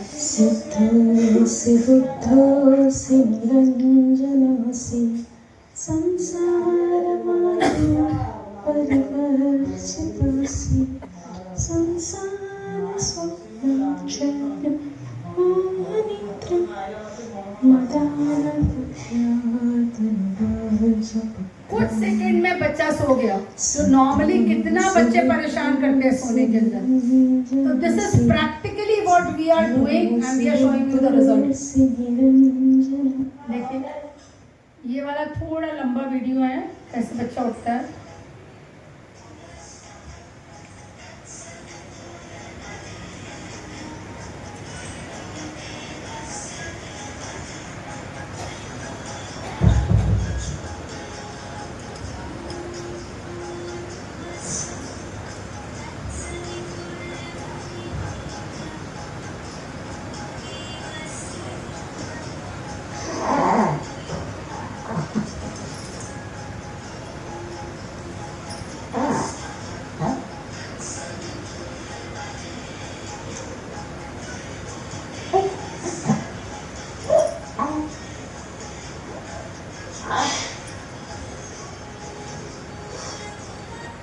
देखिए बच्चा उठते समय ना चिड़चिड़ा रहा है ना रो रहा है, क्योंकि उसका टाइम टेबल ऑलरेडी प्रोग्राम्ड है। This is what is subconscious की प्रोग्रामिंग, कि वो ऑलरेडी प्रोग्राम्ड है इस गीत के साथ उठने के लिए। तो अभी जो मैंने आपको बताया कि it is a mass antenatal health programme. दूसरी एक समस्या हमारे पास जो आ रही है व्यवहार की, हमने बहुत सारे IITs तैयार कर लिए, IIMs के तैयार कर लिए, है ना। लेकिन हो क्या रहा है कि वो लड़कियां अपने पिता की अंत्येष्टि के लिए नहीं आ रही, 5100 रुपये भेज रही हैं। तो ऐसे बच्चे पैदा करने से क्या लाभ है? इंटेलिजेंट तो हो बच्चे, लेकिन भावनाशील भी हो, यानी आईक्यू के डेवलपमेंट के साथ उनका इमोशनल क्वोशेंट, साथ में स्पिरिचुअल क्वोशेंट, सोशल क्वोशेंट, ये भी डेवलप होना चाहिए। तभी तो समग्र व्यक्तित्व का विकास होगा, और समग्र व्यक्तित्व होगा वो ही अपना भी भला कर सकता है, परिवार का भी कर सकता है, और समाज और राष्ट्र के बारे में सोच सकता है। जो संकीर्ण है वो तो अपना ही सोच ले, वही बहुत बड़ी बात है। तो ये जो मतलब प्रैक्टिसेस हैं, उसमें एक और विषय हम लोग लेते हैं, बहुमुखी प्रतिभा का विकास। 9 प्रकार की प्रतिभाओं को गर्भ से विकसित किया जा सकता है। एक हमारी गर्भवती थी जो नियमित योग क्लास में बिल्कुल बिफोर टाइम आती थी। उसका जो बच्चा पैदा हुआ वो 6 महीने की लड़की अनसपोर्टेड खड़ी हो जाती थी। 6 महीने में पीडियाट्रिक माइलस्टोन्स के हिसाब से बच्चे बैठते हैं, वो लड़की बिना किसी सपोर्ट के खड़ी हो सकती थी। 9 महीने की बच्ची छोटी ट्राईसाइकिल पे अपने को बैलेंस कर लेती थी। इसको हमारी ये जो थ्योरी है मल्टीपल इंटेलिजेंस की, उसके अनुसार इसे कहते हैं डेवलपमेंट ऑफ काइनेस्थेटिक इंटेलिजेंस। तो अच्छी पुस्तकें पढ़ेंगे तो लिंग्विस्टिक इंटेलिजेंस डेवलप होगी। सुडोकू और चेस गेम्स और रैशनल पजल्स हम लोग खिलाते हैं, उससे मैथमेटिकल इंटेलिजेंस डेवलप होती है। ध्यान से इंट्रापर्सनल डेवलप होती है, गर्भ संवाद से इंटरपर्सनल। तो various techniques we have develop कि हम कैसे 9 प्रकार की प्रतिभाओं को गर्भ से विकसित कर सकें। पर इसमें अकेले हम नहीं कर सकते, हमको घर वालों का, पति का, पूरे समाज का हमको इसमें योगदान चाहिए, सबका कोऑपरेशन चाहिए। तो अब आपको सोचना है कि आप कितने लोगों को और जाकर के बताएंगे, कितने लोगों को इससे जोड़ेंगे, कितने लोगों का और आप भला कर सकते हैं। क्योंकि घर वालों के लिए ये कुछ संकल्प होते हैं जो हम उनसे कराते हैं कि वो घर के वातावरण को अनुकूल रखेंगे, गर्भवती का ध्यान रखेंगे, उसको तनाव नहीं देंगे, खुद नशा नहीं करेंगे, उनसे गंदी भाषा में बात नहीं करेंगे। ये सारे संकल्प पति और घर वालों के होते हैं। पर करना किसको है? करना तो माँ को ही है।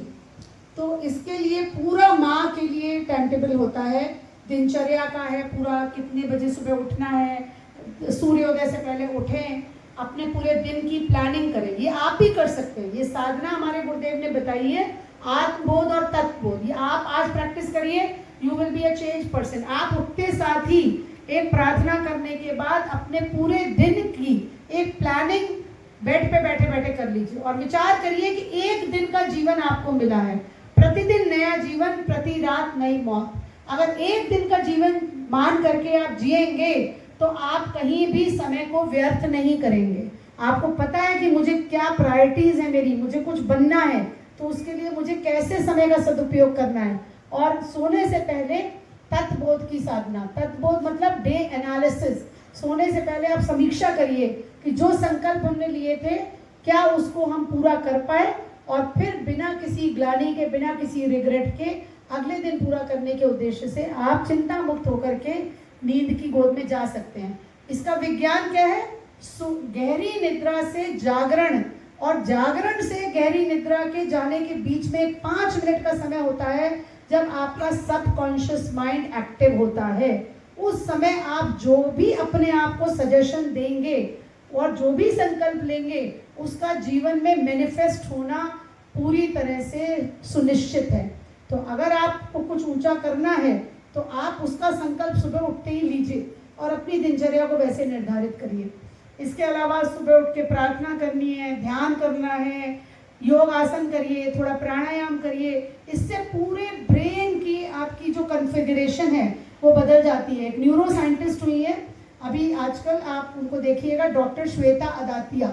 वो एक लिमिटलेस ब्रेन लैब चलाती हैं दुबई में, और उन्होंने बहुत सारे पीक परफॉर्मर्स के ब्रेन को स्टडी किया कि जैसे बुर्ज खलीफा पे कोई खड़ा हो जाता है बिल्कुल, तो उसके ब्रेन में क्या हो रहा है, क्या उसको डर क्यों नहीं लग रहा है। तो उन्होंने देखा काफ़ी चीज़ें जैसे ओम, जैसे भ्रामरी प्राणायाम, ऐसी छोटी छोटी चीज़ें करके हम अपने ब्रेन को पूरा रीमॉडल कर सकते हैं, रीडिज़ाइन कर सकते हैं, जिसमें हमारे तनाव का स्तर कम हो जाएगा और हमारा प्री फ्रंटल कॉर्टेक्स धीरे धीरे बहुत जागृत होने लगेगा। अच्छी पुस्तकों का अध्ययन नियमित सबको करना चाहिए। अगर आप कुछ सीखना चाहते हैं महापुरुषों से तो उनकी जीवनियाँ पढ़िए, उनकी जीवनियों के माध्यम से उनके गुण आपके अंदर जाएंगे। इसके अलावा जैसे दृश्य हमारे आसपास लगे होते हैं वो हमारे ब्रेन में इम्प्रिंट का काम करते हैं। मोबाइल पे आप जैसा देखेंगे वो एक तो एल्गोरिदम की वजह से वैसे ही चीज़ें और आएंगी, लेकिन आप अच्छी चीज़ें देखेंगे तो अच्छे इम्प्रिंट आपके ब्रेन में बनेंगे, तो उसी के अनुसार कार्य करना आपके लिए आसान हो जाएगा। फिर उसके बाद भोजन का बहुत महत्व है, जैसे मैंने आपको बताया, पर it is a detailed subject, अभी तो नहीं बता सकते। और नियमित कुछ अच्छा संगीत, सुरीला संगीत आप सुनिए, उससे आपका तनाव भी कम होता है, मेमोरी की पावर भी बढ़ती है, सोचने समझने की शक्ति भी बढ़ती है।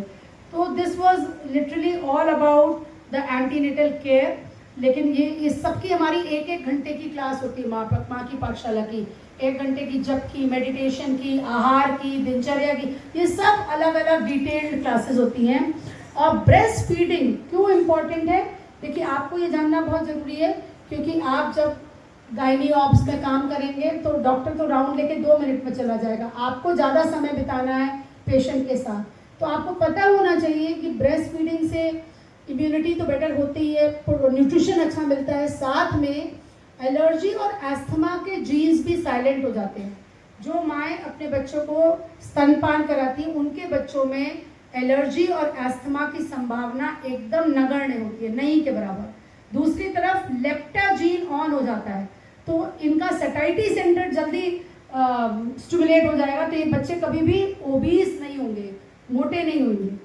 और 5-7 वर्ष ये जो पहले सबकॉन्शियस माइंड के एक्टिव रहने का समय है, उस समय हर माता पिता को बहुत सजग रहना है कि उनके बच्चे की प्रोग्रामिंग कैसी हो रही है, क्योंकि जो बच्चे का ब्रेन है वो लो इलेक्ट्रिकल एक्टिविटी पे काम करता है।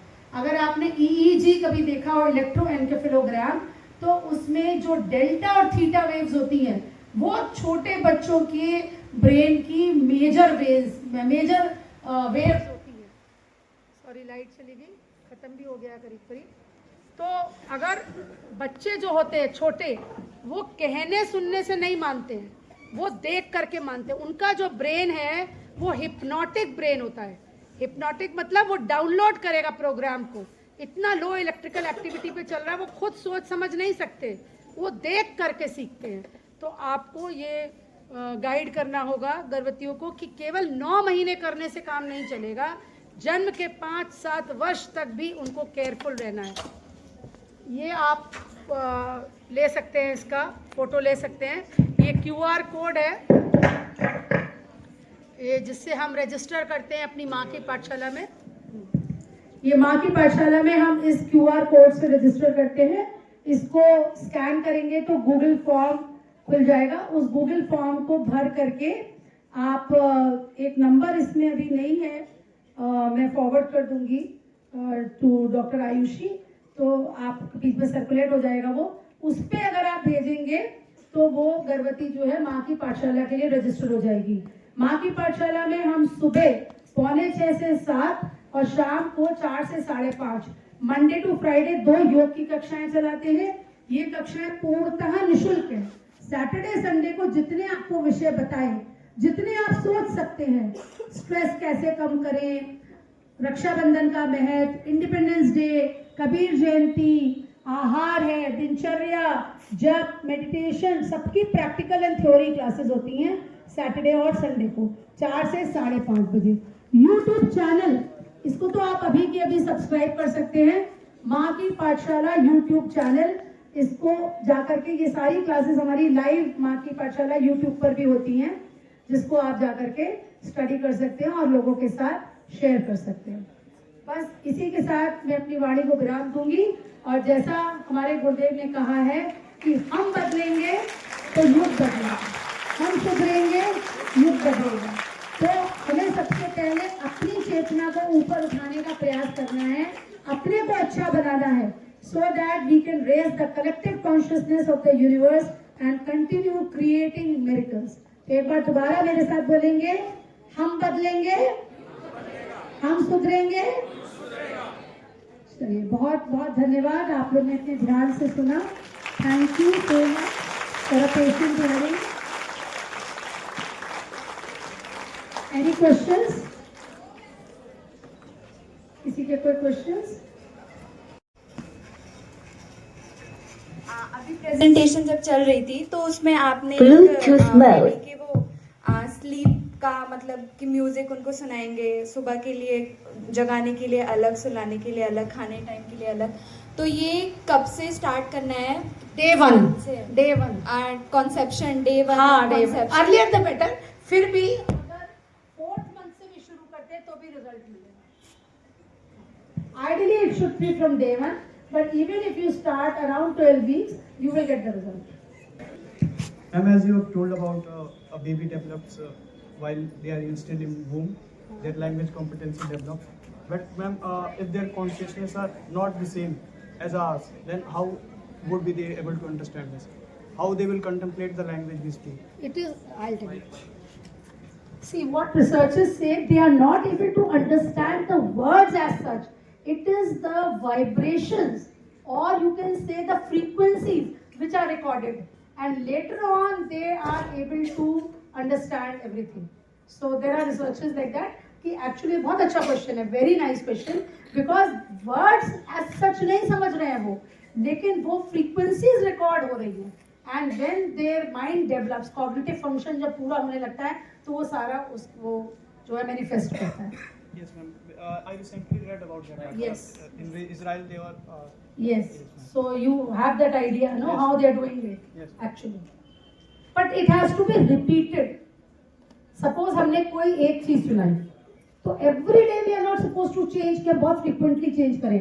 एक कहानी को कई दिन तक, इनफैक्ट कई महीनों तक उस बच्चे को गर्भ में भी सुनाना है और जन्म के बाद भी सुनाना है. हमारे पास ऐसे वीडियोस हैं कि जैसे मान लो हनुमान चालीसा माँ ने सुनाई, तो वो जब हनुमान चालीसा बच्चा सुनता है तो बहुत अटेंटिव हो जाता है. तो इसका मतलब he is trying to correlate, उसको समझ में आ रहा है कि ये मैंने की सुनी हुई चीज है. और वो जब बच्चा थोड़ा बोलने लायक होता है तो वो उन शब्दों को बोलने लगता है. हम ये बताना चाहते हैं कि ये जो प्रोजेक्ट है वो किसी धर्म संप्रदाय का नहीं है. It is based purely on science. लेकिन जो भी कुछ आप करें, जैसे कि जब हमारी सामूहिक गर्भ संस्कार होते हैं जिसमें एक साथ 200, 250 गर्भवती महिलाओं का संस्कार होता है, तो उसमें बहुत सारी मुस्लिम महिलाएं भी होती हैं. तो हम उनको सूर्य फातिहा करवाते हैं, गायत्री मंत्र की बजाय हम उनसे सूर्य फातिहा का उच्चारण करवाते हैं. और जो म्यूजिक, मान लीजिए हम लोग जो अपने धर्म के अनुसार बताते हैं, उनको कहते हैं कि आप कुरान की आयतों को म्यूजिकल फॉर्म में आप सुनिए, या आपके जो महापुरुष हुए हैं आप उनकी जीवनियां पढ़िए. तो हर किसी को अपने श्रद्धा विश्वास के अनुसार इसको आप मॉडिफाई कर सकते हैं, रिजल्ट सेम मिलेगा आपको. Okay, thank you madam. जैसे आपने कहा था कि हम जो सुनते हैं, जो बातें समझते हैं, हम गर्भ से जो वो हमारे सब कॉन्शियस माइंड में हमेशा रहती है. तो जैसे आपने अभिमन्यु का एग्जांपल दिया था, इधर ही चलेंगे कि हम उससे अपने कॉन्शियस माइंड में ला सकें और हमेशा उसे याद कर रख सकें. वही तो बताया आपको. See I tell you that. Nice question.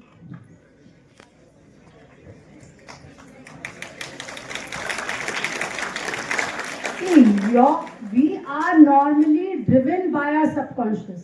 मान लीजिए हमको लेट उठने की आदत है ना, मान लीजिए, क्योंकि हम बचपन से लेट उठते आ रहे हैं. अब अगर हमें जल्दी उठना होता है तो उसके लिए हमें बहुत मेहनत करनी पड़ती है, बहुत एफर्ट डालना पड़ता है.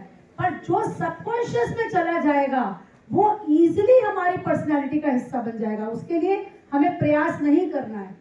जैसे गलत चीजें भी कभी हमारी पर्सनालिटी का हिस्सा बन जाती. कई लोगों को आपने देखा होगा कि वो बहुत आसानी से झूठ बोल देते हैं बिना किसी कारण के, कोई उनका लाभ भी नहीं हो रहा, लेकिन आदत पड़ी हुई है. आप सब जानते हैं ना, आपके बीच में भी ऐसे लोग होते हैं कि अरे पता है कि ये झूठ ही बोल देते हैं.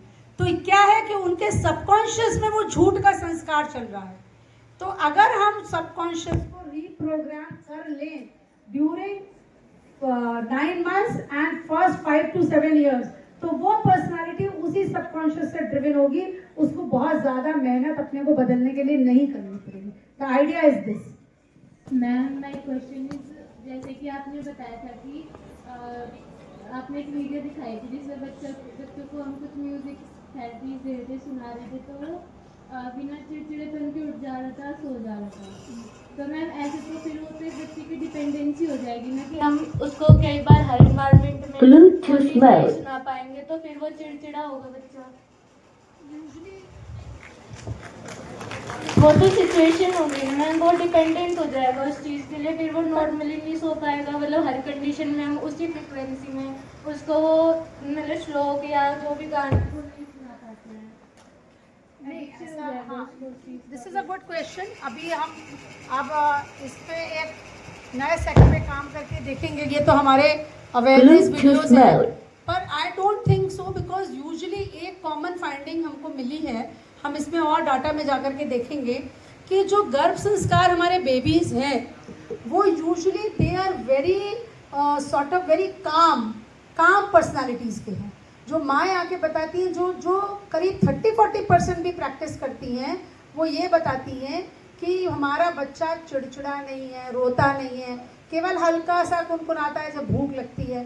तो एक ये सिचुएशन इसलिए दी है कि जैसे कई बार माँ को बहुत काम होता है, तो वो एक पर्टिकुलर म्यूज़िक ज़रूरी नहीं कि 6 बजे ही सुनाए। अब वो चाहती है कि बच्चा आज हमारा जल्दी सो जाए, तो 8 बजे की बजाय मान लीजिए उससे 7 बजे लगा दिया। लेकिन धीरे धीरे आप देखेंगे कि वो ग्रेजुअली, ज़रूरी नहीं है कि बच्चा वो म्यूज़िक सुन के ही सोएगा, वो डिपेंडेबिलिटी धीरे धीरे उसको विड्रॉ कर लेते हैं। लेकिन अगर नहीं भी सुना पा रहे हैं तो भी आप देखेंगे कि वो बच्चा जो है इरिटेबल तो नहीं होगा, whatever we are studying, irritability भी नहीं है। Actually, I will tell you this, we need to collect more and more data, क्योंकि अभी हमारे पास केवल गायत्री परिवार का डाटा है। जैसे जैसे हमारी जो गायनेकोलॉजिस्ट हैं, जिनको हम मोटिवेट करना चाहते हैं कि कुछ रिसर्च स्टडीज़ हमारी आए, तो वैसे वैसे हमारी जो चीज़ें हैं वो और क्लियर होंगी। क्योंकि ये देखो, ये 2+2 4 वाली चीज़ नहीं है एक कि हम एकदम सब्जेक्टिव प्रूव कर सकें। ये कॉन्शियसनेस लेवल का स्तर है, तो हर की कॉन्शियसनेस का लेवल अलग है, हर के पास्ट लाइफ की जर्नी अलग है, तो there could be lot of variations. पर अभी तक जो हमारा डाटा बच्चों के रूप में आया है, उसमें करीब अभी वो जो स्टडी अभी तक के हमने केसेस कलेक्ट किए हैं, उसमें 3 से 4 महीने का गैप माइलस्टोन्स में आ रहा है। मतलब बच्चे जो हैं वो 3 से 4 महीने अपने माइलस्टोन से आगे हैं।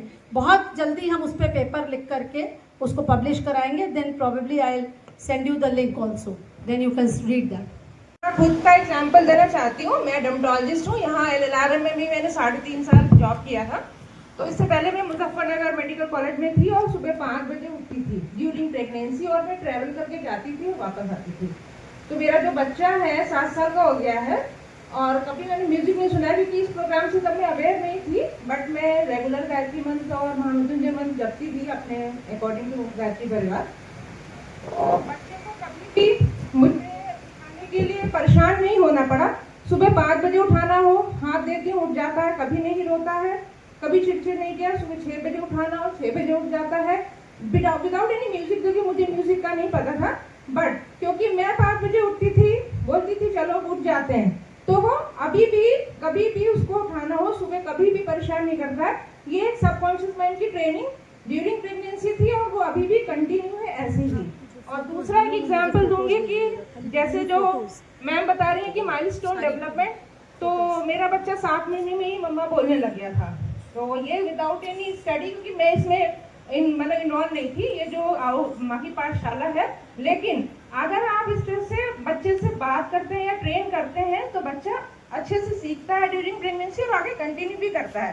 ठीक है, तो ये जरूरी नहीं है कि हम उसको म्यूजिक सुनाएं, आप उससे बात करके भी ऐसा कर सकते हो। So it's a gene, the traits which are transferred from the parents to the offsprings. But I really want to know that how the epigenetics is there. How it's working. See, epigenetics is working via the environmental signals. So when the input is coming through the environment, the factors which I told you, it is age, it is the lifestyle of the mother, it is the nutrition, it is the amount of pollution, it is either whether they are exposed to any toxic substances, any drugs, all these substances, all these inputs, all these signals can either switch on or switch off the genes. Now, what studies have been done, studies are showing that the environment is definitely deteriorating. In the sense, pollution is increasing, insecticides, pesticides are there. So a correlation have been found that this genetic problem via the expression of the disease genes are creating lot of diseases. विशेष करके autoimmune diseases हैं, infertility है, childhood disorders हैं, और ख़ास तौर से जो मानसिक विकार है, जो ADHD, ऑटिज्म, इस सब पे स्टडी किया गया. तो अब हमने इसको ऑपोजिट तरीके से समझा, पहले नहीं. This slide is not there right now, otherwise I would have shown you. Now see what we are doing in माँ की पाठशाला, we are reversing that environment. बहुत सारी चीज़ों पर हमारे पास कंट्रोल नहीं है ना, लेकिन फिर भी हम उनसे कहते हैं कि आप कोशिश करो कि आप अपने पौधे लगाओ, थोड़ा एयर पोल्यूशन की क्वालिटी बेटर करो, आप खाना ऐसी जगह से मंगवाओ जिससे कि इंसेक्टिसाइड्स, पेस्टिसाइड्स की मात्रा कम हो सके, ताज़ा खाना खाओ, बहुत रखा हुआ मत खाओ, बाज़ार का भोजन मत करो, ये तो भोजन हो गया. प्लस उनकी दिनचर्या को निर्धारित करते हैं, प्लस चैंटिंग करवाते हैं, मेडिटेशन करवाते हैं, योगासन करवाते हैं, प्राणायाम करवाते हैं. All this is incorporated. तो to some extent, see, we can't say we are going to control 100%, but to some extent we think we can control the onset of such diseases which are on the rise. क्योंकि medicine में हमारे पास कोई preventive therapy नहीं है. आज हमने level 2 ultrasound कर लिया था, NT-NB स्कैन कर लिया, आज हम डुअल मार्कर, ट्रिपल मार्कर कर लेते हैं, लेकिन कई बार उसमें डिटेक्ट हो जाता है, और डिटेक्ट हो गया तो हमें क्या करना पड़ेगा, अबॉर्ट करना पड़ेगा बेबी. कई बार डिटेक्ट भी नहीं होता. मेरा एक पेशेंट है, रिसेंटली 2-2.5 साल का उसका बच्चा है. She conceived after 7 years and she had an earlier abortion. अब उसने मुझे ड्रिंकिंग की हिस्ट्री अपनी नहीं दी. जब 7 साल बाद प्रेगनेंसी हुई तो definitely it was a precious pregnancy. पिता, उसको मुझे पता था कि वो चेन स्मोकर था. उसको मैंने एजुकेट किया कि तुम भाई घर से बाहर जाके, उसने छोड़ी नहीं सिगरेट. अब उसके सारे टेस्ट हुए, दे वर अफोर्डिंग पेशेंट्स, उनको सारे टेस्ट हुए, उनका dual marker, NT-NB scan, level 2 सब हुआ, लेकिन 2 साल पे पता चला कि वो बच्चा ऑटिस्टिक है. अब हम क्या, कोई डायरेक्ट कोरिलेशन तो नहीं मान सकते, लेकिन स्मोकिंग को हम मान सकते हैं. फिर मदर ने बाद में हिस्ट्री ली कि वो ड्रिंक भी करती थी. तो अब ये चीज़ों को हम प्लानिंग के थ्रू ही कंट्रोल कर सकते हैं, क्योंकि हमारे पास टेस्ट के माध्यम से हम डिटेक्ट कर भी सकते हैं और मिस भी कर सकते हैं. सबका एमनियोसेंटेसिस तो कराएंगे नहीं. So this is the thing. तो ये एनवायरनमेंट को हमको कुछ हद तक कंट्रोल करना है, और जो कम से कम अपने घर का वातावरण है, अपने विचार, अपनी भावनाएं, अपनी दिनचर्या, अपना भोजन, इसको हम मॉडिफाई करके काफ़ी हेल्दी बच्चों को जन्म दे सकते हैं. Yes. बस एक छोटा सा मेरा प्रश्न है कि क्या ये जो जेनेटिक सीक्वेंसिंग होती है, इस पे कुछ इसका प्रभाव आता है, ये कुछ चेंज हो सकती है, या जो माता पिता से जो अपन को जीन्स मिल रहे हैं उनका जो सीक्वेंसिंग एक ऑर्डर होता है, जो क्रोमोसोम बनता है, हाँ. तो वो ऑलमोस्ट सेम बनेगा, या फिर ये जो चैंटिंग है या फिर म्यूजिक थेरेपी है, जैसे भी हम कर रहे हैं, उस दौरान इस पे कुछ चेंजेस आ सकते हैं? ऐसी कुछ DNA सीक्वेंस को नहीं बदल सकते हैं, इसमें DNA एक्सप्रेशन को बदल सकते हैं. एक्सप्रेशन, हाँ. अभी एक मेरी, मतलब आई एम तो not in an institute, so I am not into that research, पर अभी एक मेरी जूनियर है GSPM मेडिकल कॉलेज की, उसने इसमें DNA मिथाइलेशन स्टडी पे एक ICMR में डाला था प्रोजेक्ट, अभी एक्सेप्ट नहीं हुआ. अब नेक्स्ट स्टेप यही है कि इन चीज़ों को करा करके हम DNA के चेंजेस जब स्टडी करें, तब हम उसको कोरिलेट कर सकते हैं कि कौन सा जीन ऑफ हुआ. अब सारे जीन्स की भी आप स्टडी नहीं कर सकते हैं. We'll have to select the technique and we'll have to select the selective genes कि ये किया माने तो कौन से जीन्स पे क्या प्रभाव पड़ा. तो this is the next step. तो इसके लिए हमें इंस्टीट्यूट्स की मदद चाहिए. Thank you for wonderful questions. यहाँ पर I am really glad for a nice session. Thank you so much. Anybody else? Any questions left? I think Madam has answered many questions, almost every question, very well. Still, one question is there.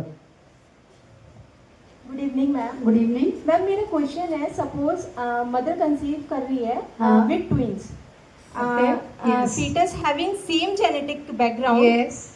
But उसको environment भी same मिल रहा है, same parenting हो रही है, then उसके बाद उसके बिहेवियर में या उसके हेल्थ आउटकम्स डिफरेंट क्यों होंगे? Yes, very nice question. इसकी मेरे पास दूसरे प्रेजेंटेशन में स्लाइड है. Because see what happens is all previous epigenetic tags are erased during pregnancy. These are the new tags that are getting attached. Epigenetic tags से आप समझिए कि एक वर्चुअल टैग्स हैं, कोई फिजिकली कोई चीज़ उपस्थित नहीं है. एक तरह के कोमा फुल स्टॉप्स हैं जो पूरा सेंटेंस है उसके अर्थ को बदल रहे हैं. तो वो तो सब सेम जा रहे हैं. उसमें स्टडी हुई है ट्विंस के ऊपर. तो क्या होता है कि शुरू के 2-3 साल तक the epigenetic tags are same because they are in the womb of the same mother. They are being expose to the same diet, same atmosphere, everything. After 2 to 3 years, when their individual personality starts developing, then the epigenetic stats start changing. Suppose there are twins, one is fond of healthy food, the other is fond of junk food. One is into athlete, the other is just having a sedentary lifestyle. Then you will see the changes in their epigenetic tags, and subsequently the health outcomes and the behavioral outcomes will change accordingly. ठीक है, okay. Any question? Session को and करें. Yes, बड़ी जल्दी yes आया. ठीक है, thank you ma'am, thank you so much. Thank you so much. Thank you. संबंधित है डॉक्टर संगीता दीदी और अन्य सभी अतिथि, गायत्री परिवार के सभी भाई बहन, डॉक्टर शिशिर और डॉक्टर आयुषी बंसल और नर्सिंग कॉलेज की प्रिंसिपल मैडम और सभी बच्चों का मैं हृदय से धन्यवाद करती हूँ. सभी का बहुत अच्छे सहयोग से ये हमारी कार्यशाला संपन्न हुई है. मुझे बहुत अच्छा लगा. मेडिकल की जितनी भी बहन और भाइयों ने, डॉक्टर ने और गायत्री परिवार के भाई बहनों ने, सभी ने बहुत सहयोग किया. सबका हृदय से धन्यवाद. ॐ द्यौः शान्तिरन्तरिक्षगं शान्ति पृथिवी शान्ति आपः शान्ति ओषधया शान्ति ब्रह्मस्पतया शान्ति ब्रह्म शान्ति सर्वगं सामा शान्तिरेधि. ॐ शान्ति शान्ति शान्ति सर्वारिष्टसु शान्तिर्भवतु.